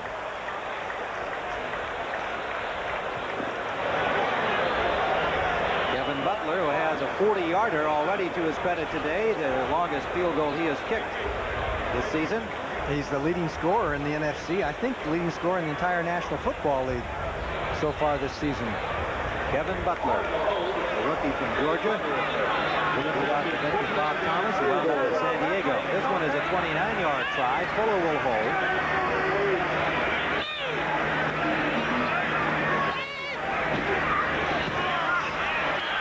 And he's got it. So with 2 seconds showing on the clock, the Bears have widened their margin to 6. As the Minnesota Vikings defense continues to play that kind of rock-steady style that the Bears have not been able to solve beyond that first touchdown, the pass to McKinnon, back early in the first quarter on their first offensive series. But 2 more field goals has given them the 13-7 advantage. With 2 seconds left, we'll have a kickoff play. Do you think the Bears would dare kick off to Buster Rhymes, or do you think they'll kick it short or something? I'd say they don't want to give him an opportunity. They're kicking with the wind here, so it may be that Butler and his coaching staff will decide they can get it into the end zone. But there's Buster going over to talk to Bud Grant to get his instructions, the exciting rookie from Oklahoma. He says you got to be crazy to love kickoff returns, and he loves it. So against the second, isn't he second in the NFC? Yeah, and we have the 1 and 2 kickers, kick returners. In that game at Minnesota, Buster had 6 kickoff returns against the Bears, rolling up 182 yards. Now, so there's some Ditka fans, it looks like here, as you might expect. Mike, our mayor, is it Ditka for mayor? Rhymes, a deep man, and Butler did feel that he could get it into the end zone and through with his wind aid behind him, and so Minnesota with 2 seconds will have that one pop from the 20-yard line. Well, you know, he let that ball bounce there in that end zone, almost didn't get out of the end zone. You got to be careful, go back there and make sure it clears, or it's a touchdown for the other team. So Tommy Kramer and Jim McMahon locked in the passing duel. The fridge and the icebox have yet to confront each other. That may still occur in the second half. The fans sure want that scene here at Soldier Field. But so far, no conflict among the way the Vikings are going to the line of scrimmage, you got to believe they're just going to fall on it or something. Well, that's what they're going to do. So that'll do it for the first half here at Soldier Field. And what has turned into a defensive struggle has Chicago with 13 and the Minnesota Vikings 7. Play worth noting again. Watch Michael Jordan. Off the fake, come down the baseline. Lane Bear slams him down. The players exchange words, but so do the coaches. How do you like this? When do you ever see this? Chuck Kennedy wants a piece of Stan Olbeck. And now Vinny Johnson. Did anybody ever want a piece of Hank Stram during any coach? Or No, I thought Lou Saban and I had some good times together. We had a lot of fun, but I needed a little soapbox. And give him the short yardage down the field. Otherwise, the Minnesota Viking defense has done very well against the #1 Bear offense. That's right, and the Vikings defense has played very steadily all season long, and they're also a very good halftime adjustment team. Bud Grant kind of likes to come out and get the lay of the land, see what's happening out there, and they usually adjust very well at the half. What they really have to adjust for this second half, however, is their offensive scheme. They got to get something going. Well, they certainly do, and it's going to be interesting to see what happens. You know, I was expecting to see, Bud Grant says we might not even see the icebox and refrigerator collide. He says that's only a small part of the football game, and he's been right so far. That's the case at halftime. So the Bears 13, Minnesota 7. We'll be back for the third quarter in a moment. Tim Ryan and Johnny Morris back in Soldier Field, and the local hero this week, anyway, William Perry, number 72, gets ready for the kickoff. He's been working on the specials for several weeks, and obviously quite an athlete. Today, the Bears have a number of their alumni for their alumni weekend. They have these one home game every year, and this year they featured the players from the decade of the 60s. And that group watching the game today includes people like Yale Sayers, Dick Butkus, Mike Pyle, Ed O'Bradovich, Ronnie Bull, and of course, Mike Ditka and Johnny Morris. This is Maurice Turner returning Butler's kickoff to about the 30-yard line. The fridge was there, and so was Sanders, the rookie, and Jim Morrissey, the reserve linebacker, number 51. The refrigerator doesn't get to play too much, but he always seems to be a part of the action one way or another. This time on the short kick, they're kicking off short, staying away from Buster Rhymes, and there's 72. That's Robert Smith trying to block on him. He just kind of sheds through him until he finds the one with the ball, I guess. It looked like he just knocked Smith back into the pileup. A lot of strength coming at you in motion, and he's on there now defensively.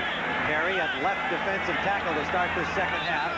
The Vikings from their 30-yard line. In motion is Carter. Play action. Kramer steps up, can't find an open man, goes to the release man, and Marshall just broke that up as it was intended for Steve Jordan, the tight end. And we see how things went in that first half. 230 total yards for the Bears. They had 14 first downs to 9 by the Vikings. They had the ball for about 5 more minutes, but they lead by only 6 points. McMahon was 14 of 25, 141 yards, a touchdown, and an intercept. Tommy Kramer, 10 of 20, 109 yards, and he had 1 intercept. And only 21 yards rushing for Minnesota the entire first half.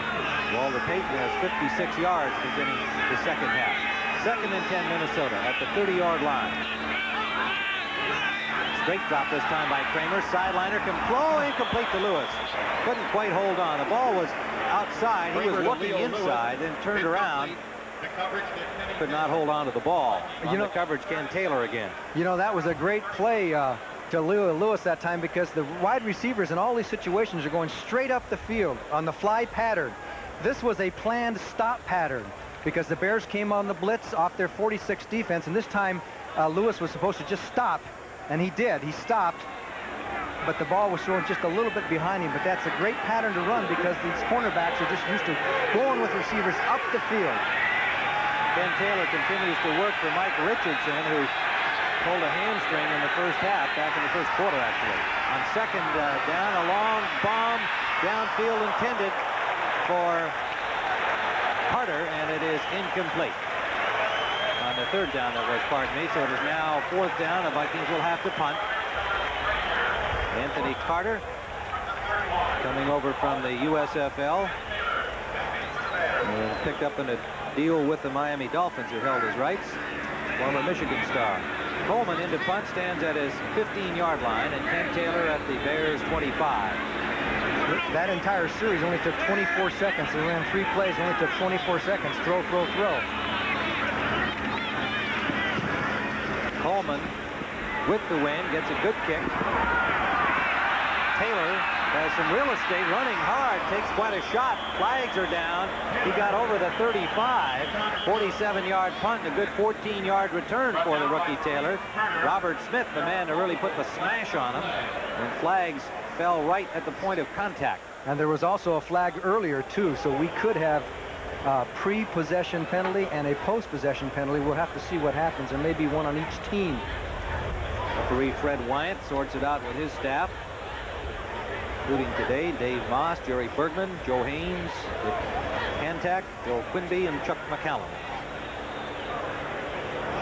All their relatives at home. Happy to hear them acknowledged. And here comes Wyant with the call. Oh, they both might have been against the Bears. It's got to be complicated. They're all getting in on it. Well, these guys should be in New York at the UN meetings. Yeah, look at the Vikings. I'm mistaken for this one. Illegal block in the back. Face mask. They'll refuse the illegal block in the back. Take the face mask. First down. Well, that was so complicated that nobody got publicly announced as the varmint on the play, but it is against Chicago. And we want to remind you that most of you are going to be seeing our doubleheader action. The San Francisco 49ers struggling at 3-4 against the unbeaten Rams in the California rivalry. Some of you will see the Giants against New Orleans, and the Giants in the thick of things in the NFC East, and the Saints not out of it in the NFC West. And we would remind you that Chicago viewers will not see either one of those games because the home game here in Chicago was on television. That is according to NFL rules. 3-man front for the Vikings with Tim Newton on the nose. Mulaney and Martin become the defensive ends. First down, Chicago, starting from their 18-yard line. First possession, second half. McKinnon in motion. Early action by the Vikings. Draw play to Payton. Payton has the first down and picks up about 14 yards. And if the Vikings were offside, that'll be refused. 13-yard gain for Payton. Studwell and Nord made the tackle. And the signal is against the Vikings. Offside, number 55, declined, first down. They called it on Studwell. I don't know. I don't think it was Studwell. I think it was somebody out to his left, one of the defensive linemen. But he has to take the blame before millions of viewers. Well, in the previous penalties, they didn't announce who the culprits were at all, and this time they get the wrong man. First down. 3-4-1. Get it in motion again. Play action. Man for the tight end. Moorhead couldn't make the catch. Knocked out of bounds by Browner. Moorhead went right to the right to the bench that time. Both teams have been throwing to their tight ends a lot more. The tight ends caught, I think 12 passes for Minnesota last week, and the tight ends for the Chicago Bears caught a bunch of passes too. Emory Moorhead, you can see his career statistics, has caught some key ones for the Bears. Of course, Malarkey caught a key one last week, and Steve Jordan caught several passes for Minnesota against the Chargers. Yeah, he had 8 last week. He had 4. Second and 10. Bears from their own 31-yard line. Walter Payton in motion out of the backfield throw set. Giving Suey a little collision with the quarterback. Studwell comes in, and he's able to slow up Suey with a little second effort, prevented a loss on the play, but the Vikings defensively reacted very well. Millard, Studwell, Bess, Teal all over there. Actually, McMahon and Suey collided. You're going to watch 55. That is Studwell. I think he takes a little straight arm here. Suey shows some old-style football here as Studwell gets through the block, and then Suey gives him that little straight arm and gets away and was able to scrape through for a couple, 3 yards. But I'll say one thing, Studwell was persistent, wasn't he? Persistent he is, the leading tackler on the Vikings. 99 tackles, counting solo and assists coming into this game today, and he's definitely the on-field leader defensively for the Vikings in every way. Out of the shotgun, Marjoram in at wide receiver. They flare it out to Payton, and there's Payton eluding the first attempt by Mullaney to stop him, and Payton turns what could have been about a 1-yard gain into about a 7 or 8 yard gain. But it'll still be fourth down. All right, they did not get the first down. So even though Mullaney didn't get him, he forced Payton to cut back, and there was some pursuit to prevent him from getting the first down. As you can see, Payton just goes out of the backfield, and here comes Mullaney. But he did force Payton to cut back, and that takes time and allows the pursuit to come in from the inside, and Payton could not get the first down. So Minnesota gets the ball back.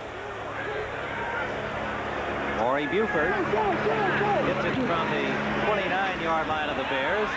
Darren Nelson, the deep man. The ball lands at the 30 and will be down by the Bears. 32-yard punt by Buford into the wind. Down by Cliff Thrift, and we have 12:13 to play. Third period. Bears 13-7. Sunny afternoon, breezy, but certainly a lot warmer than normal for this time of year in Chicago. The Bears leading Minnesota 13-7. Bud Grant said yesterday, I wish it was colder. It's supposed to be cold this time of year. That's when you have to make more coaching decisions. Get more involved out there. Deal with the elements. First down. Nelson dropped for a loss. Darren Nelson, swarm of dark-shirted Bears there. William Perry, number 72, and Richard Dent. That's a lot of weight to have down on a little 180-pounder. Perry is playing a little bit more for Mike Hartenstein. He's in there a little bit more in this game than he has been in previous games. We're going to have some scores quickly here as New England has taken the lead over Tampa Bay 16-14 third quarter. Indianapolis 27-10 over the Packers. So it looks like the Packers are going to go 3-5 unless they come up with a big rally. Taylor with a touchdown pass to widen that lead. Kramer, play action, and the pass intended for Jordan, who didn't expect it that soon. And he was being manhandled downfield on the coverage by Duerson. Couldn't get loose of him, and the ball was thrown over his head. And he was claiming interference. Duerson kind of screened him off like a basketball screen, and he claimed interference, but no call. 3rd down and 11. And we see Detroit continuing to lead the Dolphins 24-14. Buffalo shutting out Philadelphia. Bills are on a roll. Denver 27-10 over Kansas City in the 3rd. 3rd and 11 here at Soldier Field. Shotgun formation for Kramer. Kramer, and he was hit by Dent, and the pass picked off by Otis Wilson. Touchdown.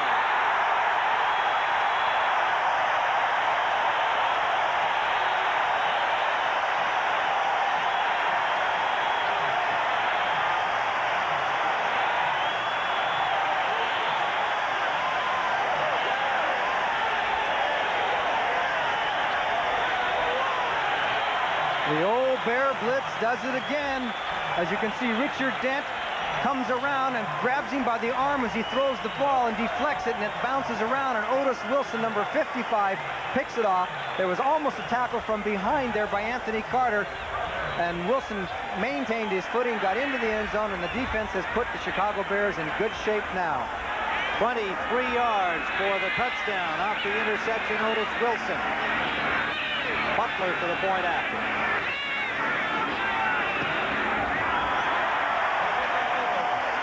So suddenly the Bears on defense widen their lead. Chicago 20, Minnesota 7. Kevin Butler will kick it off. Otis Wilson taking the interception in for the touchdown. The second time the Bears have done that this season. As we are now at the halfway point, Leslie Frazier had the other one. This is Buster Rhymes, and Rhymes with a burst of speed gets over the 25 to the 27-yard line. Butler's short kickoff into the wind. Tim Reitman made the tackle.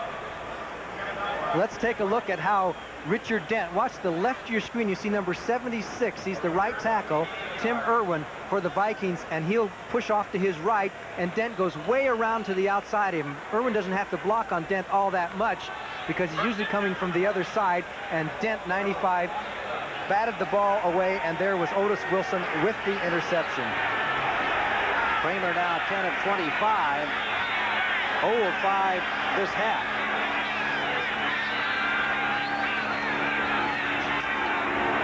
First down pass complete.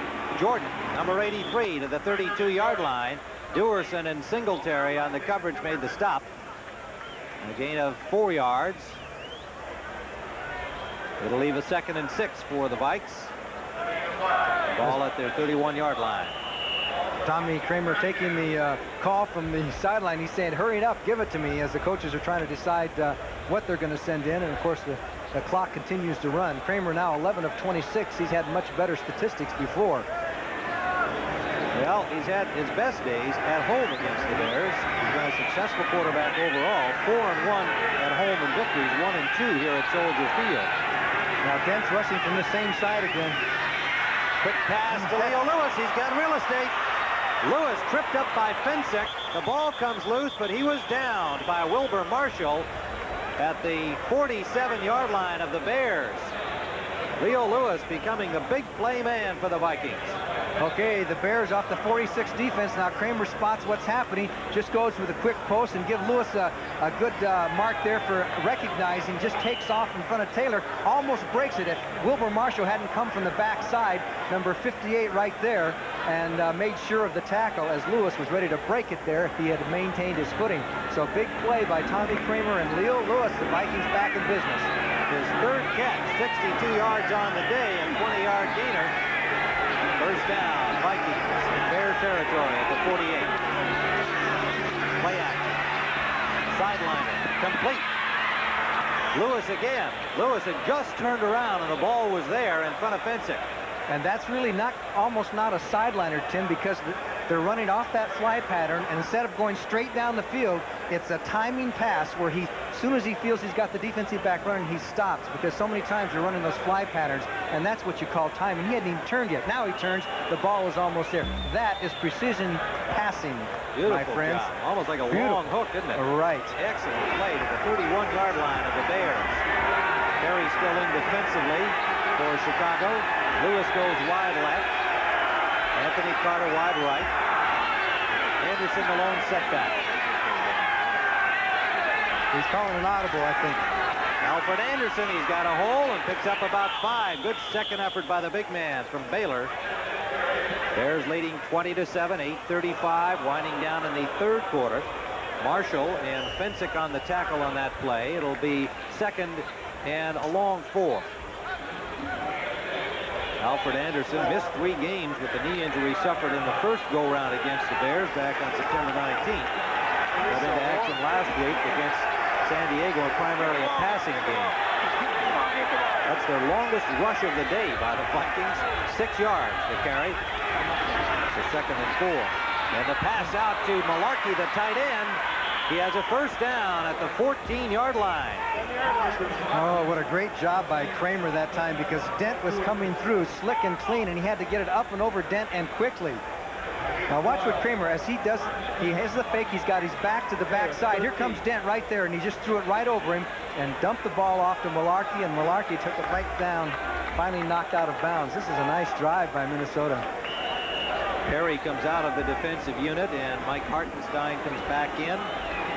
Takes over his left end position. Perry's in there. They usually have McMichael outside him on the left side. The Vikings now threatening. 14-yard line of the Bears. Quickly to Darren Nelson. Nelson to the 5. Knocked out of bounds at the 4-yard line. Well, I'll tell you, he is taking advantage of the Bear weakness in the defense. That time you saw Wilbur Marshall coming, 58 from the outside. As soon as he knew that Wilbur Marshall was coming, he dumped the ball, because that means coverage had to come from the inside to cover. Here comes Marshall, 58 on the outside, slick and clean. Kramer spots him, boom. There goes. We're going to take a look at it from a different angle, as you'll see where Marshall comes from. And Kramer, he really recognizes in a hurry and just hit it out there to Nelson on the run. And it was up to Singletary to cover from his middle linebacker spot. It is 2nd down. They need about the length of the football for a first down. They've got McDonald in as an extra blocker.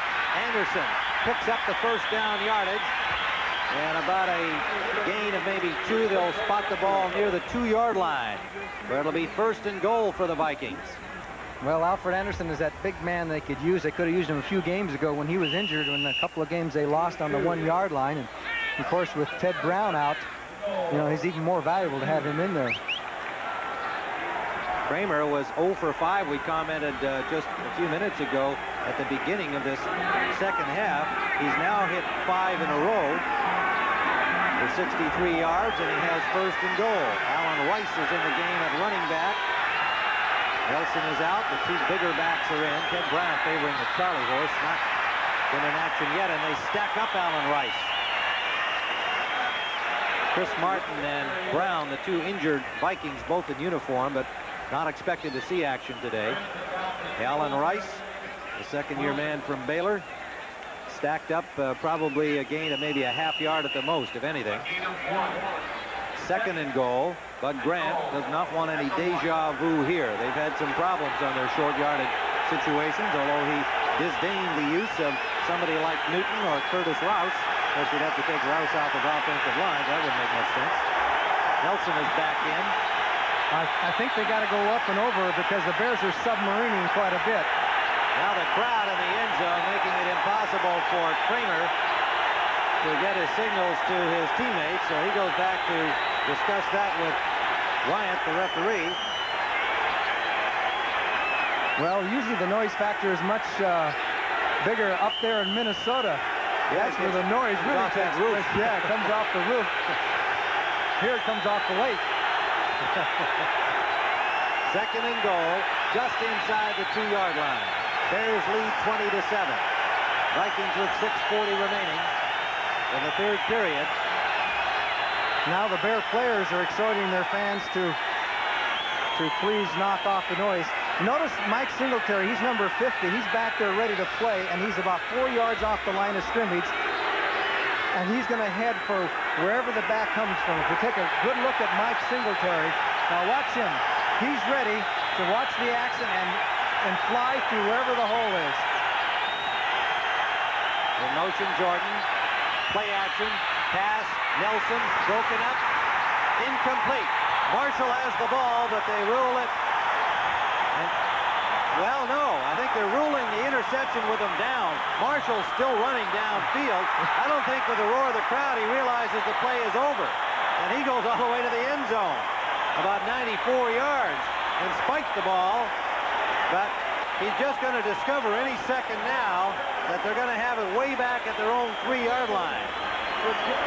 Well, whenever in doubt, I guess you're supposed to run. And that time, Bud Grant came up with a pass out in the flat. Always dangerous when you're down on the goal line. He had 3 shots to get 2 yards, and he opted to go for the touchdown. And when you do it against a team like the Bears, you never know. Here comes Nelson out in the flat, and Wilbur Marshall, with great instincts and reaction, comes up. He's actually double covered. And Marshall makes the interception. And since there was contact at the time, they're ruling him down, and I think the call is correct. That's a great interception, his 3rd of the season. Marshall got a little exercise, but they have the ball at their own 3-yard line. We'll be right back. Tim Ryan and Johnny Morris, where Wilbur Marshall has just intercepted for the Bears and got it to the 3-yard line. On the bench for the Vikings, the injured Brent Boyd, injured on that play. It saw Marshall intercept Tommy Kramer's pass intended for Darren Nelson. The Bears, McMahon from the end zone, and that might have been tipped. Otherwise, it was another one of those wounded ducks that he threw intended for the tight end Reitman. Well, we may have seen the key play of this football game when Bud Grant, maybe when you've got 2 yards to go and you've got 3 shots at it, I think you're not showing too much confidence in your running game, because you ought to be able to get 2 yards. Everybody knows that the most dangerous pass is a flat pass out there down near the goal line like that, because defenders don't have to worry about anybody getting deep on you. He went for it, and it did not work out. Andy Frederick is in at tackle for Jim Covert on the left side of the Bears offensive line on 2nd and 10 from their 3-yard line. Walter Payton, and Studwell puts the stop on him, but Payton gets out close to the 7-yard line. It'll leave 3rd and about 5 for the Bears. 6:17 ticking down in the 3rd quarter. Wilbur Marshall with his 3rd interception of the season. Bud Grant was talking about how talented a young player he is, and that he thought that really in their scheme of things, the Bears' defensive scheme, that Marshall fits in probably better than Al Harris, who had a Pro Bowl year last year, but was naturally a lineman. Right. Marshall's a natural linebacker. Key play here, if they could stop the Bears would be forced to punt from their end zone. It's 3rd and a long 5. Payton dancing his way, picks his way, and will be close to the 1st down. Tripped up by Joey Browner, number 47 of the Vikings. Looks like he got it. And that tremendous effort, and Browner a little slow to get up. He has spent a lot of time around Payton today.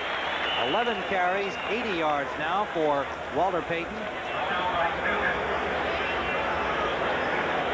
Well, that time the Vikings blitzed in all the gaps, and Payton was still able to get through. So Payton had 112 yards Monday night against Green Bay on 25 carries. He's 4th in the conference with 534 yards coming into the game today.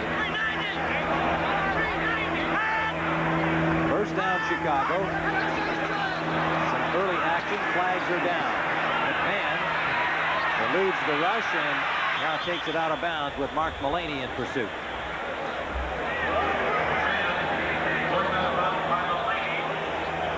well, somebody jumped off sides, or they were pulled off sides on that particular play. Illegal shift. Oh, they were pulled off. 2 men moving at the same time. Only in the Canadian League can you do that. 2 men moving. Do they have to Where move? was it right there, Jerry? If 2 men can move, can they? And up in Canada, can they move? They have to be sideways, or can They go can move anywhere. forward? Yeah, they can move forward, sideways, backwards. That's not football. It is up there. Bud Grant used to coach up there. I guess it is. Washington leading Cleveland 14-7. That's really settled into a defensive struggle. And Detroit continues to stay ahead of the Dolphins. Illegal shift. 5 yards. First down. 14-7. Seattle over the Jets. That's a big game for both those teams. Quite a struggle going on in both east and west of the AFC. Miami and the Jets tied at 5-2 coming into the game. And Seattle at 4-3 trying to catch up with Denver and the Raiders. First down and 15. The ball is at the 9-yard line of the Chicago Bears. Give it to Payton again. Payton cuts inside a block, works his way out over the 20-yard line. He's short of the first down, but another pretty piece of running by Walter Payton. Browner and Goldman on the tackle. He follows these blocking so well here. As you watch the interior lineman on the fake, and you're going to see 63, Jay Hilgenberg, the center, drops out and pulls. Now Payton's going to play off the block by 63 Hilgenberg and then cut back to the inside. He follows these blockers so well, and finally a host of Minnesota Vikings bring him down, but now the Bears have a 2nd and 3. That first down they got a moment ago was a real backbreaker. 12-yard gain for Payton on the play. Ball at the 21.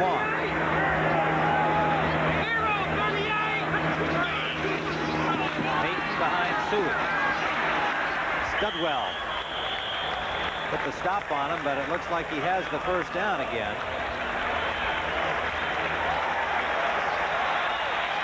First down Bears up to their 25-yard line. Medical report on offensive guard Brent Boyd of the Vikings, a sprained ankle, and will probably not return. There he is, number 62. He was out for last year. An injured reserve all of last season. Their 3rd choice in 1980. Tim Reitman is in at one of the at the tight end position. First down for the Chicago Bears. Payton again, he's getting a lot of work, and he runs through tackles and picks up close to 10 yards. Payton starting to shred the Vikings defense, which had done a solid job in the first half.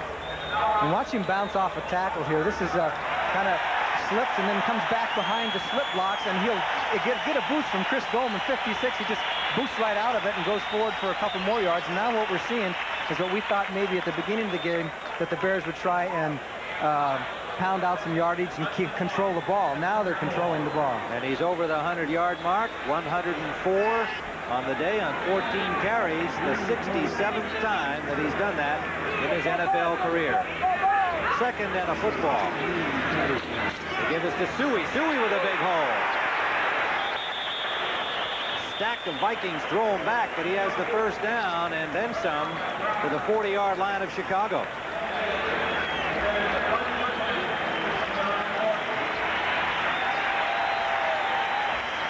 Well, when Walter Payton gets more than 100 in the time that he's been here, it speaks for itself. 44 victories, 22 losses, and at Soldier Field helps even more. 27-7. So the Bears can start thinking with 147 remaining in this 3rd quarter that maybe they're going to get to 8-0. If the Rams were to do that with the Bears, it'd be the first pair of NFL teams to do that since 1934. And in that season, the Bears were joined by the Detroit Lions in scoring that many victories without a loss. This is Suey. Suey pulled down by Joey Browner, reacting well to the play, and drops him for a loss, but a flag is down. Joey Browner's had himself some football game today for the Vikings. Now we probably have a call against the Bears holding, but they lost yardage on that play, so we have to see whether the Vikings will want to give them a repeat of a first down. The way the Bears have been moving the ball, they might think about, you don't usually decline a 10-yard penalty, but we'll see. They might do it this time. Holding 58 and 65, decline, 2nd down. Well, that's what I do. Because of the way the Bears are making chunks of yardage, you might as well take it down away from them. Well, coming up next on CBS, most of you will see those unbeaten Rams trying to join the Bears if the Bears get through the rest of this on top. The Rams and the 49ers. And a big rivalry and a obviously big game for the Super Bowl champions, or the Giants at New Orleans, with those two teams still very much in contention in their respective divisions. Millard and Elshire come in for the Vikings on 2nd and 11. The pitch to Payton. Payton cuts inside one block and picks up about 5 or 6 yards, where Rufus Bess is finally able to get him down, number 21. Studwell in on it as usual. Studwell gets in on nearly every tackle. 99 tackles so going into this football game. He was in on 99. That's It's a lot of action. Third down and a long 4 for Chicago. The ball now out at their 46-yard line as we're in the final seconds of the third quarter here at Soldier Field. Dolph comes out to the left. 10th play in this drive for the Bears, and 8 of them have been running plays.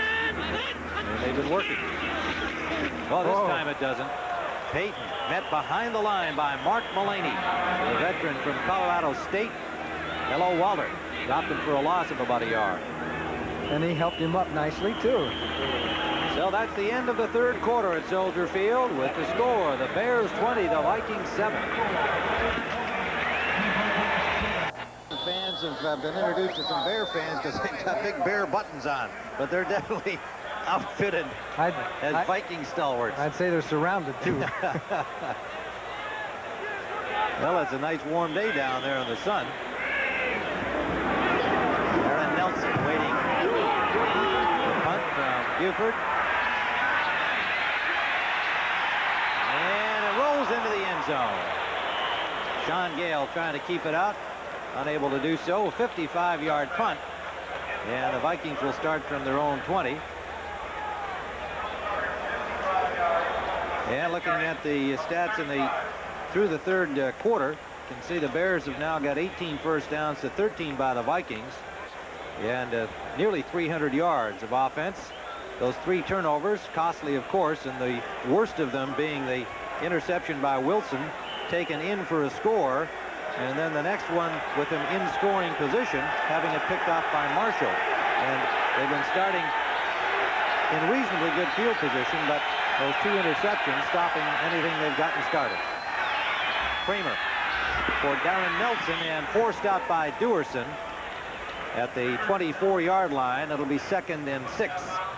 We are just underway in the fourth quarter at Soldier Field. Tim Ryan with Johnny Morris. And we should point out that now, excuse me, the Vikings are throwing against the wind, so that could affect longer passes. The Vikes don't throw that many long passes, but it's a pretty stiff wind. Bears have got the refrigerator in the lineup again with Michael moving outside the left defensive end. And they're in their 46 defense on 2nd and 6. With the 2 linebackers lined up on the left side. Kramer, and he is sacked. Otis Wilson blowing straight through, the 2nd sack of the day for the Bears. Nobody touched him, and it's back at the 15-yard line. Wilson will come from the right side of your picture, and he comes inside Tim Irwin, 76, free and clear. And the only person that could pick him up would be the back, and that was Darren Nelson. He got caught up in the middle of the offensive backfield, no chance.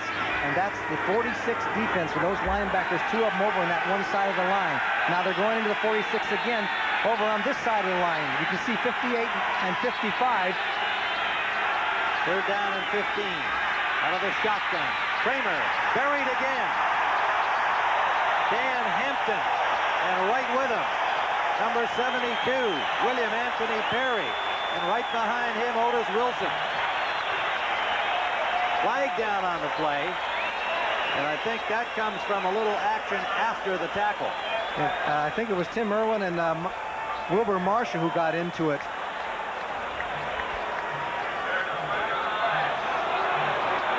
Personal foul penalty signaled against the Bears. Fred Wyatt will detail it for us shortly. So the sack yardage may be reversed. There is one penalty against the Bears. Unsportsmanlike, number 95, 15, first down. That's Richard Dent, called for unsportsmanlike conduct, something that occurred after the sack had been made. And so the good work by his teammates negated by the penalty. Well, he hasn't been in a good mood since he hasn't got a new contract yet. He's wanted to get his contract renegotiated and extended, and that hasn't come about yet. And he's made references throughout the season. He had 7 sacks coming into this game, but he's been rather ferocious, and that's a big penalty because puts in Minnesota in a much better field position, you might say. Richard Dent, 17 and a half sacks last year. 15 yards, 4th down.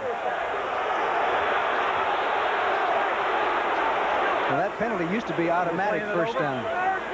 All right. Well, there's still some confusion about it. They first said it would be first The down. play was over. Fourth down. The play. No, but at first they said it was going to be first down. In the first announcement. Third down. Now they're saying And third now, down. then they said fourth, and now they're saying third because it occurred after the play was over. We haven't tried second yet. Now that would be different.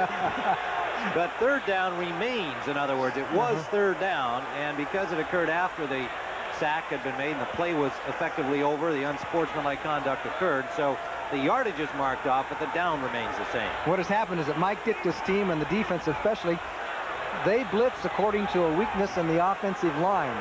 And they say they blitz according to the offensive scheme of blocking, and they have found a weakness in the Minnesota offensive scheme of blocking on picking up the 46 defense. Third down and 3, and there's Lewis the credit for the sack. And nearly got another one. A pass intended for Nelson, another flag down. Several Bears landed on Kramer just after he got the ball off, and Kramer now trying to get at Richard Dent. Yeah, Richard Dent came after him again. I think Kramer may have felt that the ball was gone and that he was not a viable target. But a flag is down on the play. He says, get him out. I think he's saying get Richard out because Richard Dent out because he feels that Dent is. We have a delay against the offense. Third down. Ditka furious at Dent. It has taken him out of the game. He just said third down again. Well, they said third down last time. Well, there was a penalty. Oh, no play. And a delay of game. Gives the Vikings 3rd and 8. In other words, the play was a no play. Delay of game penalty, so it is third down. Now they're backed up 5 yards to make it 3rd and 8. Boy, watch out. It's going to be Katie bar the door this time.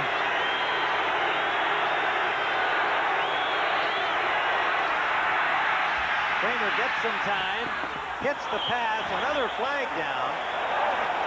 Got the pass to Anthony Carter complete with Les Frazier on the coverage for the Bears, but yet another flag down. So this game degenerating into a flurry of penalties. And I don't think Carter got the first down. He was coming back. Now they call it against Minnesota. A holding call signaled against the Vikings, and it did appear that he was short of the yardage. You're right. That'll be moot now. Well, it's not really moot because Sure here can decide whether to take it or not. Well, they're assuming that the Vikings would have to punt, but maybe number 68. Third down. They're going to take the penalty, put the Vikings deeper back, and really put the rush probably on Kramer again.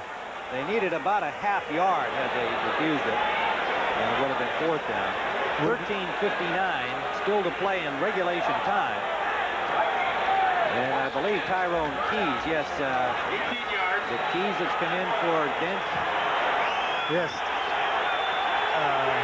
No, Mike Hartenstein is in there, and Refrigerator. Right. They're in the 46 once again. Third down from the 12-yard line. Here they come. And Kramer just threw that. He just had to unload. He had no chance to do anything else except get rid of the football. No chance to get it to Anthony Carter, who was in the general area. And so the Bears defense, a little over-enthusiastically in the case of Richard Dent, but they have forced the Vikings to punt. Finally.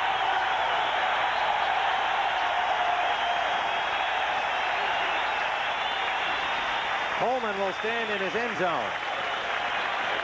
The Bear defense has been awesome. The Vikings just can't handle it. They can't handle the pass rush. Dennis McKinnon is the return man waiting for it at the Bears' 45-yard line. Tim Taylor's been handling the punt returning duties. Good kick by Coleman. Into the wind, a dandy, driving McKinnon back to the 35. McKinnon breaks loose, gets over the 50, into the 48-yard line. Gimpy knee and all, a 53-yard punt by Coleman, but a 17-yard return. We'll return to Soldier Field after this word from your local station. Light, Radio Shack, the computer experts. first down, the Chicago Bears picked up yet another first down to Tim Reitman. McMahon to Reitman. An 11-yard gain as the Bears started from the Minnesota 48 following McKinnon's punt return. It was simply McMahon with the fake of the handoff to Payton and then a down and out by Tim Reitman, number 80, who has a high percentage of receptions for the amount of passes that are thrown to him. A rookie from UCLA, drafted by the Bears back in 1982, went to the USFL in Chicago this year. First down. Play action. Man rolling, escapes the rush, and will start running out the left side. Gets a block from Payton and slides over the 30 to the 29. A gain of 8 yards on the play for Jim McMahon. Mullaney had him in his sights. Somehow, McMahon, like Tommy Kramer with eyes in the back of his head, got away. Boy, you said it. You hit it right on the head. They had him dead to rights, and he has that great instinct, and he just ducked under it and wound up getting some yards. Richard Dent, who was literally hollered off the field by head coach Mike Ditka, is now standing over there hoping to get some solace from his defensive coach, Buddy Ryan. Well, he wasn't getting much solace no, there. He sure wasn't. Well, they'd made 2 really good defensive plays and then messed them up by taking a silly penalty. 2nd and 2. Payton and the Vikings stack it up. Newton is there. The icebox, number 96, and Robert Smith, number 74, the Grambling rookie, getting some defensive time. I can see it coming right now. The refrigerator man is going to be in there on offense before too long. Well, if that one is a first down, we won't see him here. Let's check the scores. Meanwhile, Buffalo and Philadelphia. Now look at this. The Eagles have come back. And they're within 3 in the 4th period. Meanwhile, they're measuring. Seattle leading the Jets 14 to 10, and the Jets got themselves into that one in the 4th quarter. It's a little short. Just short. Oh, the crowd is starting to... The crowd is saying it's refrigerator time. New England leading Tampa Bay 23 to 14. The Bucs still looking for their first victory of the year and failing. And Detroit continues to dominate Miami. Lions at home. Fuller on the Bears sidelines. We see Denver over Kansas City 30 to 10. Trying to get the attention of the offense. I don't know whether they've got the play in there that they want. Well, McMahon is not sure. He's come back out of the huddle looking for another signal. He wants to make sure he's got it right. 3rd and about 2 inches to go. Ball is at the 27-yard line of the Vikings. 12:15 to play. 4th quarter. Bears leading 20 to 7. High formation with Suey and Payton gets the pitch. Payton steps inside a tackler who had a good shot at him, Carl Lee, but Payton got the first down to the 22-yard line. How frustrating that must be for tacklers to see what that great running back can do. There's Lee, makes a good defensive play, gets himself in position to drop the guy for a loss and stop the first down, and bing, Payton's by him. And the key was, though, once he got the position and forced Payton inside, there was no pursuit from the inside, so you have to give some credit to the interior blockers of the Bears doing their seal blocking, so there was no pursuit from the inside. Lee was all by himself, one-on-one against Payton. That's a tall order. First down from the 22. Wide left goes McKinnon. Split right, Willie Gault. Now they're in the pro set. And will pass on a short drop to the tight end Reitman.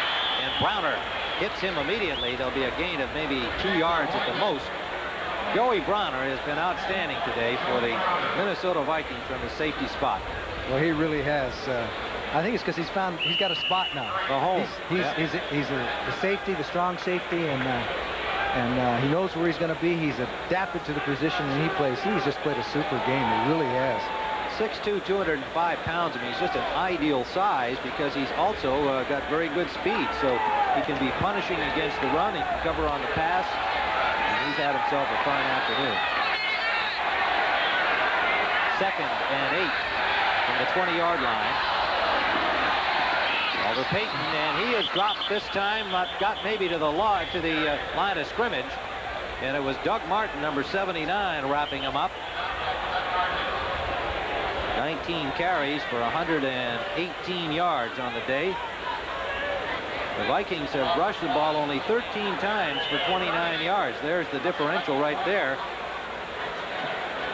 Well, the Bears were #1 against the run in the National Football League going into this game, so it figured that the Vikings, who have not been a prominent rushing team anyway, weren't going to get a lot of yards rushing, and I think Bud Grant knew that going in, and his game plan was to throw the ball.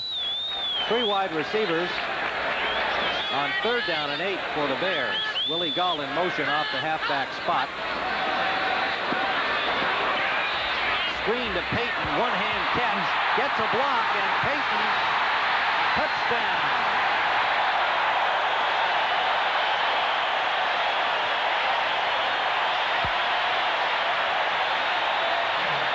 Yards for the score, Johnny. 2 wide receivers made the key blocks.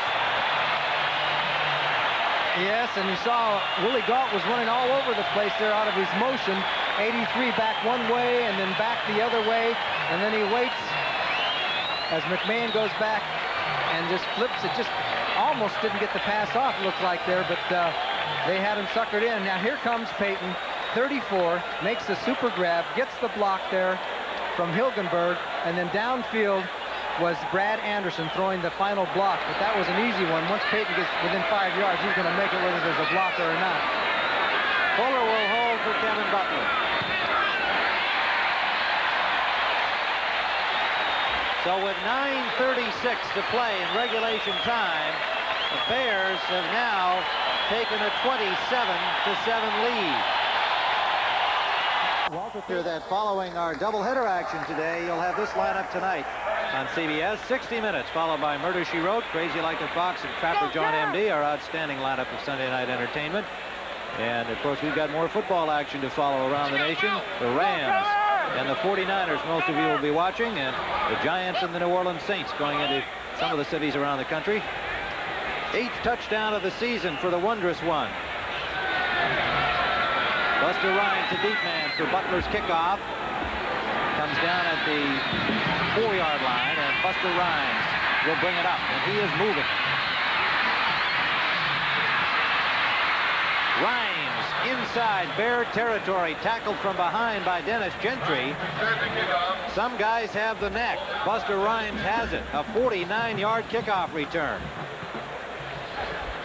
Great running by Buster Rhymes. The kick didn't get into the end zone because they just didn't get the foot on it, and Rhymes goes up to the right, and Gentry does a good job where Rhymes would have been gone. Good blocking by the 4 horsemen. Now, as he cuts back here, he has to lose a little bit of his speed, and that's what enables Gentry to make the tackle from behind. Otherwise, Buster Rhymes would have been gone. He was just starting to turn it on here, and here comes Gentry from behind to make the block.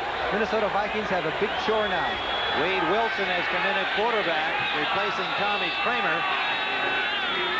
And a bobble on the first play, an alert effort by Wilson to pick it up. Flags are down. But on the first play, as often happens, a quarterback comes in, hasn't had action. False start, offense. 68. False start is charged against Curtis Rouse. And meanwhile, Wade Wilson making his first appearance. Kramer's taken every snap in the regular season for the Vikings.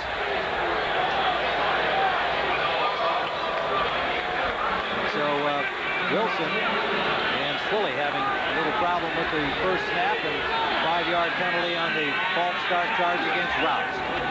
1st and 15. Wilson under pressure from Dent, and the linebacker, is it Singletary or Marshall? Singletary. Singletary, number 50. Boy, they're like players possessed now. I mean, the Vikings can hardly slow down the Bear pass rush now. They're just trying to slow them down. It's not a great spot for Wade Wilson to have to come into this football game. But at least he's getting a chance to play. Tommy Kramer did not have one of his better days. No, he finished up 16 for 33, 176 yards, 3 interceptions. And the magic that he has worked against the Bears in other games was not there today against this fierce Bears defense. Here they come. Wade Wilson just got it away, took a big shot from Steve McMichael and from Dave Dewerson on the safety blitz, and the pass incomplete downfield. The Bears came off the 46 and sent everything but the kitchen sink. Only 3 defenders down the field, and here's what Wade Wilson had to combat. He saw all those dark blue jerseys coming after him, and they crunched him in between. They squeezed him, and down he went. So everybody wants to play, but this is not a good situation for him to be playing under. Fifth-year man from East Texas State, their 8th pick in 1981. Has played only in injury circumstances. Here they come High again. snap and a good play by Wilson to bring it down. Gets a little time and runs out of there. And is met at the 45-yard line by Gary Fensick, but another flag is down on the play. On the far side of the field, a flag down. Encroaching, number 95. And that is Richard Dent, encroachment. Boy, he's always in part of the action one way or another, isn't he? Well, he's certainly eager to get at that quarterback. Well, he's very quick for a big man, and they give him the outside rush position most of the time. So many times he runs around the offensive tackle. He has such quick feet, and it makes it very difficult. And then every once in a while, he'll give you that little spin move and come inside. But the key... Encroachment, defense. Third down. The key is that the Bears are loading up their people so that they are coming in heavy on one side of the line of scrimmage, and the Vikings aren't able to adjust their blocking, and sometimes there aren't necessarily more rushers than there are blockers, but there's more on one side, and somebody can't get over to compensate. And there's the combination, Mike Ditka and Buddy Ryan there on the sidelines. Both have to be happy, and it's just exactly the opposite on the other side with Bud. Third down and 10 in Bear territory at the 49. Wilson from the shotgun. And it's caught by Jordan, made a fine catch, as it looked like the linebacker Wilson had a hand on the ball and nearly knocked it away from Jordan, but evidently it got through, and Jordan, good concentration. The man from Brown with the catch. This time you see only 3 rushers, and watch all the linebackers drop back, and they cover the side of the field, and it was almost intercepted there. Nice grab by Jordan. He almost dropped the ball, hung on to it, but he had a few more yards to get the first down, so the Vikings are in a punting situation, and Jordan now has 4 receptions for 26 yards. Dave Dewerson is now the deep man to receive the punt. If it's short, into the wind from Greg Coleman. Coleman angling for the corner, and Dewerson will let it go, and the ball comes down at the 5, and a Viking bounce. Good play by Joey Browner, and it'll be, well, Browner apparently had his foot on the goal line. This happened to them against San Diego. It's going to be a touchback. Vikings complaining. Sure looked like he was standing outside the end zone from our angle. 8:33 remaining in regulation time. Bears 27-7. Chicago Bears steamroll their bitter rivals. The rematch is set for Green Bay next Sunday on CBS Sports. Tim Ryan and Johnny Morris, and as we called it as it happened, it has now been verified that indeed he was standing outside the end zone. Joey Browner makes a real good play on Coleman's punt, and it will be first down at the 2-yard line. You can see the official coming into the play, and he ruled touchback as though Browner had been on the goal line, but that was not the case, and he has been overruled. Steve Fuller has now come in at quarterback. McMahon to the sidelines. McMahon leaves 18 of 31, 181 yards, 2 touchdowns, 1 interception. Not a bad day. He has only 7 interceptions on the season in 7 games. Plus, he got out of the game healthy. Yes. There's waving to you, Tim. Yeah, I guess. I think that's more likely to some friend in the stand. And don't forget, we've got more football coming up here on CBS today. Our doubleheader action will feature the Super Bowl champion 49ers, who have been struggling against the unbeaten Rams, going now, it would appear, to tie the Bears atop the unbeaten ranks. Just the 2 teams remaining in that category. Giants at New Orleans will be seen in some parts of the country, and that's a key matchup between the NFC East and the NFC West. So it is first down from the 2-yard line with Steve Fuller at quarterback. A lot of changes in the backfield. Dennis Gentry's in. Sanders is in. Rookie Thomas Sanders is number 20. Dennis Gentry is number 29. Sanders Picks up maybe 2 out to the 4-yard line. The rookie from Texas A&M, their 7th choice, who had a very impressive preseason. Mullaney made the tackle, and Dennis Folks now in at linebacker number 50 for the Minnesota Vikings. The Vikings have made several changes also. David Howard is in there. Isaac Holt is in there. Isaac Holt, the rookie on the corner, has seen just a little bit of action today in their nickel and 6-man packages. Folks not seen action. John Turner is in also in the secondary. Fuller passing from the end zone, sideliner to Moorhead, and it is incomplete. Did he catch it inbounds? Did not have possession inbounds, and it is ruled incomplete. And who was right there? Joey Browner. Another good coverage by Joey.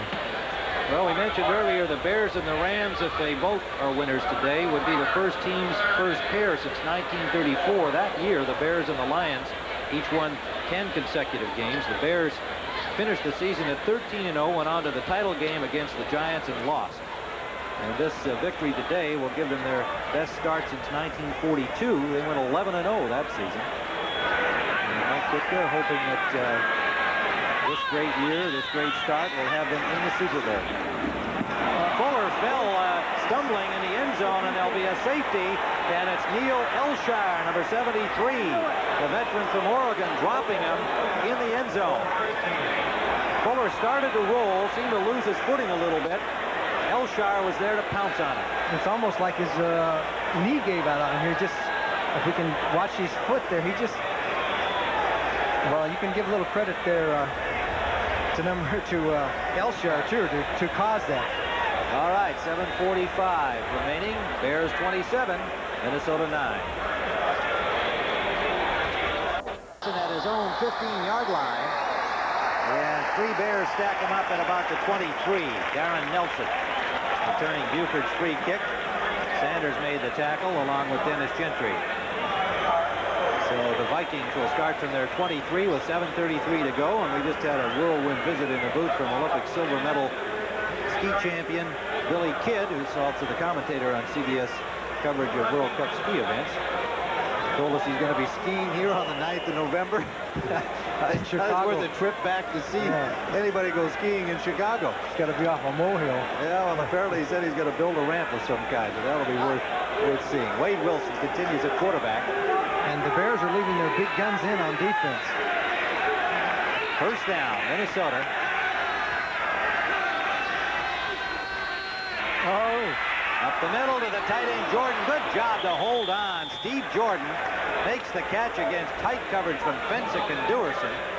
Boy, Jordan took a pop from Gary Fensick and jumped right up like a top. And that's what a player like Steve likes to do. He doesn't want anybody to know they hurt him. Now 45 is the top of your screen. There's Fensick. Jordan will come across, and here comes Fensick taking aim, 45, and down he goes, and Jordan jumped right up and says, I'm ready for the next play. Forget that one. Gain of a little more than 9 yards. Second and short for the Vikings. Jordan has been very sure-handed today. Out to Alfred Anderson. He has the first down and gets out to the 44-yard line where Dent made the tackle on him. Dent ranging back in that unusual circumstance where a defensive end is involved out there on the pass coverage. All part of Buddy Ryan's scheme of the thing, so keep the offense confused. What's 95 doing out there in the flat cover? The Vikings rushing game non-existent today, as that statistic would indicate. And that's been a problem for them throughout the season. But nonetheless, they've won more games this year than they did all last year, and they've still got half the season to go. Wilson's pass intercepted by Frazier. No. By Taylor, pardon me. Taylor 31, not 21. And Carter made the tackle on him, but the rookie, Ken Taylor, makes his first interception. He's playing out there because of the injury to Richardson. Number 71 declined. First down. A holding call against the Vikings, declined naturally by the Bears. Miscommunication as Wade threw it right to Taylor, who didn't even move, didn't go for the coverage. He saw the pass there, and he says, okay, I'll take it. Nobody else wants it. Goes up the field and give Carter some credit. He came back and made the tackle, but there was a miscommunication between Carter and Wade Wilson on that one. And let's correct that interception stat because it is Taylor's second, and he's holding on to that ball. The fourth turnover by the Vikings today. And a big part of their problem with the score on the board, 27-9 Chicago. Fuller gives it to Sanders. Sanders takes a hard shot on the corner, holds onto the ball as it squirted loose. And it had come loose before the whistle sounded, but the Vikings didn't see it there, and he was able to get it back again before the whistle blew. Good play by Isaac Holt on that. He played off the block and made the tackle. As you look at Washington still leading Cleveland. Oh, that's a final now. The Redskins over Cleveland 14-7. That's an upset. Denver beat Kansas City 30-10. And look at Green Bay. Look at the Packers. It's Indianapolis 30-10 in the fourth quarter. So the Packers are going to go 3-5 and are basically out of it as far as any chance for a division title. Washington gets even at 4-4 in that crowded NFC East. Dennis Gentry, and another good defensive play by the Vikings right at the line of scrimmage. Chris Dolman, the rookie from Pittsburgh, talking to Scott Studwell about him yesterday, getting his opinion as a veteran of the youngster working on his left, and he said, boy, he's just got all of the physical attributes. 6'5", 250, the #1 choice. He said he's just playing a little tentatively, as you might expect in his rookie season, and getting to play there with the injury to Matt Blair. Dolman's been the starter all along and learning on the job training, which Bud Grant doesn't normally like to have his rookies do. But they think this guy is going to be just an outstanding linebacker. Third down. About 10 and a half. Fuller will throw up the sideline for Manis, and Manis has it. The rookie, James Manis, with another rookie, Holt, on the coverage. It'll be first down at the 16-yard line. Who is number 81? He is a rookie from TCU, their third choice in this year's draft, and that is his first reception of the year. Yes, and it was a straight old fly pattern because the Vikings put the blitz on, and he threw it up, and Manis, as so often happens, he spotted the ball first and made a nice grab of it and chalked that up as number 1. And we talk about the blitz. It was a good blitz, but it didn't get there quite in time, folks, with a really shot on Steve Fuller, but he got the pass away, and the Bears are threatening once again. 34-yard gain. The ball at the 16-yard line of the Vikings. 4:27 to play regulation time. Sanders in motion. Here comes the blitz. Fuller takes quite a shot, and that hit on him, threw the pass off. And it was Howard, number 99, the rookie linebacker from Cal State Long Beach. Don't we have somebody around here that went to school at Cal State Long Beach? Not me. Well, you were University of California at Santa Barbara. Well, Santa Barbara. It's Long Beach, San Luis Obispo. They're all together there, just studded up and down the coast. I think it was Elshire really gave it to Fuller again, coming from the backside. Fuller did sense it coming and took the hit. That's was that Howard. David Howard? I'm sorry, I thought it was Elshire. Second down and 10.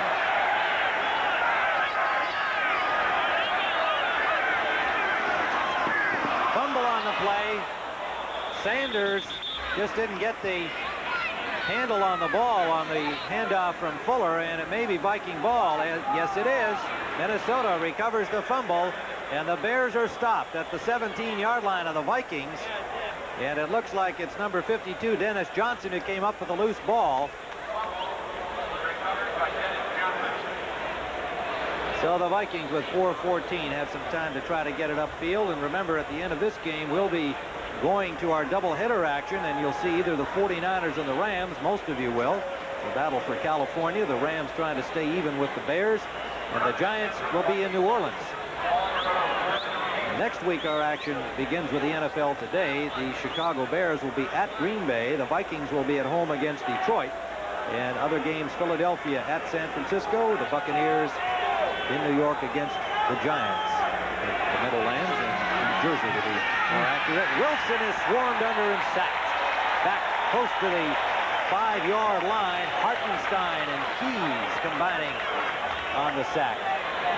Mike Hartenstein, number 73 on this sack, and Wade Wilson is now knowing what happened with Tommy Kramer. The Bears come with the all-out blitz again. 73. Hartenstein gets through on the inside and puts the clamps on, and we're getting, how many sacks do they have? We're going to start, that's 4 sacks? 4 sacks and a whole bunch of hurries. Ron Rivera is in at linebacker for the Bears. And the Vikings have Mark McDonald in on the offensive line. He's getting a taste of the Bears' rush. Alfred Anderson nowhere to go. Wilbur Marshall put the tackle on him. Some other scores as we wind down here, getting ready to join the doubleheader action. Final score, the Lions beat Miami 31-21, so the Lions are going to be 5-3 and will be the Bears' closest pursuer. The Bears will be 8-0. Look at this, Philadelphia rallied to beat Buffalo 21-17, and wow, Indianapolis scored once again 37-10. Things going badly for Forrest Gregg and company. Wilson from the end zone, and it's complete. Good job for a first down out to the 28-yard line, Anthony Carter.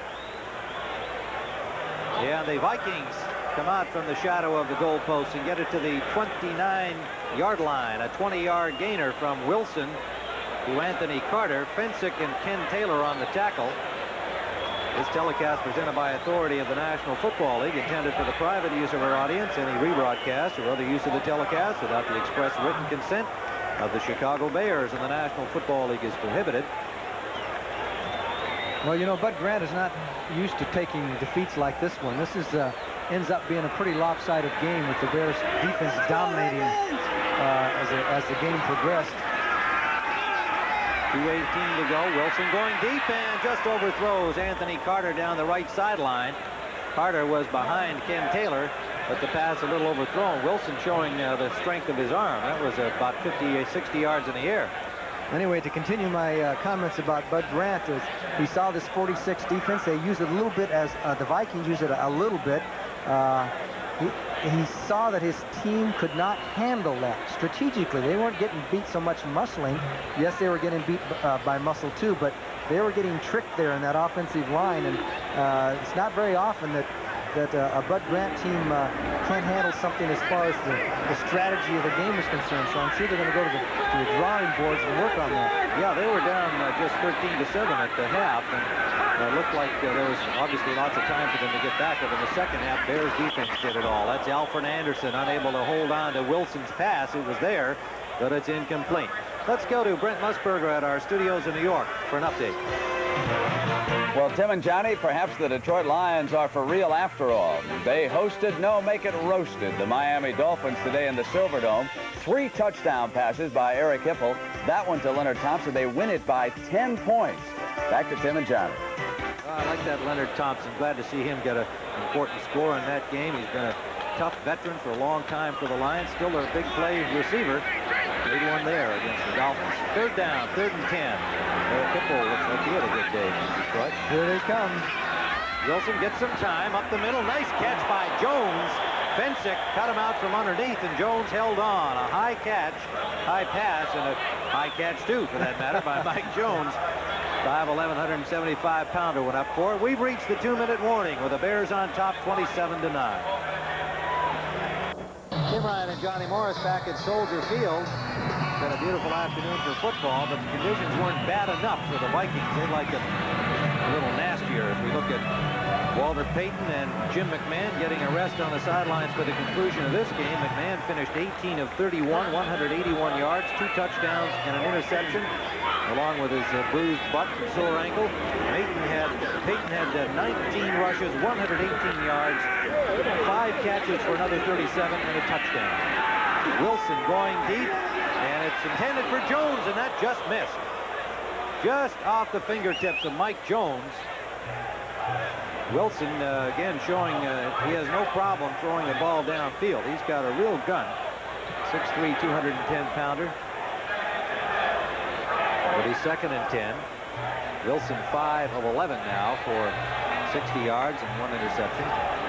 But it's tough duty, as you said, Johnny, when a guy comes in and the game is really over and the defense is teeing off, and your offensive line has been out there a long time getting beat up, and they're a little discouraged, a little tired. You're the victim. Go for it, Wade. Well, maybe he can salvage a touchdown. It would be good for him. 2nd and 10. Gets a little protection there, and the pass just off the mark, intended for the running back, Alfred Anderson, number 46. Well, we have a long day of football for you, and the people responsible for our coverage, executive producer Terry O'Neill, our senior producer Charles H. Milton III, and our producer at the site today, David Michaels, our director, Peter Bleckner, and our associate producer, Alan Brum. Field technical manager, Doug Cleedham in the truck, our broadcast associate, Bill Bonnell, technical director, Bob Chesney, and his outstanding crew. Thanks for the audio, Mike. And there's the pass picked off by Wilbur Marshall. His 2nd interception. Started to lateral the ball, tried twice. But fortunately for him, I think, held on to it.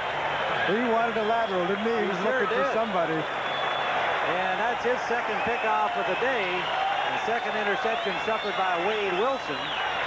And Wilbur Marshall can certainly feel, hey, this is my job. Al Harris is a nice guy. And if he comes back, I'd like to see him, but I've got this position. He has exploded onto the scene. And we'll be joining shortly the 49ers and the Rams, or the Giants against New Orleans, except in the Chicago area. You folks will not get to see any more football on CBS this afternoon. 1:36 to play. First down. Steve Fuller brings the Bears out at the Minnesota 45-yard line. Dennis Gentry. Gentry gets a good block. Shakes the tackle, dances down the sideline, and goes out at the 30-yard line of the Vikings. 15-yard pickup by Dennis Gentry, the 4-year man from Baylor. Good running by Dennis Gentry, who doesn't get to play all that much. And, of course, the Minnesota defense has had a little bit of a letdown now. I mean, the defense actually did not play a bad football game, Tim. The offense got him into trouble on a couple of things, and it makes the score look a little bit worse than that. The Minnesota Viking defense has played pretty good football. Yes, they have, and that's been certainly a big part of the reason why they've won 4 games already in the first half of the season. Quite a turnaround from a year ago. 1:29 to play. Gentry going to the left side, gets a block from Sanders, and a good one, and gets to the 20-yard line, chased out by Browner. A flag down. Browner chased Gentry all the way over to the wall over there, but then helps him out. Boy, you look for bright spots individually in the losing performance. Joey Browner, he's not alone out there, but he has been a stick-out defensively.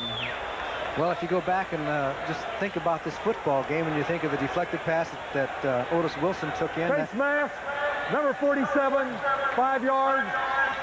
You know, the offense was responsible for that. When you think when they were down there ready to score, they had that key interception. And I know that there's some yards that Minnesota's given up, but they've given up yards throughout the year, but they've bent and, haven't broken too much. So I just don't think it's all that bad for the Viking defense. We're going to this game most of you will be seeing, and the 49ers have taken the lead over the Los Angeles Rams in New Orleans in front of the Giants 3-0 at the Superdome. First down, Bears. Thomas Sanders straight ahead for about 5 to the 8-yard line. Keith Van Horn slow to get up. He's playing with a sore knee and a sore ankle anyway. Keith Millard and John Turner made the tackle.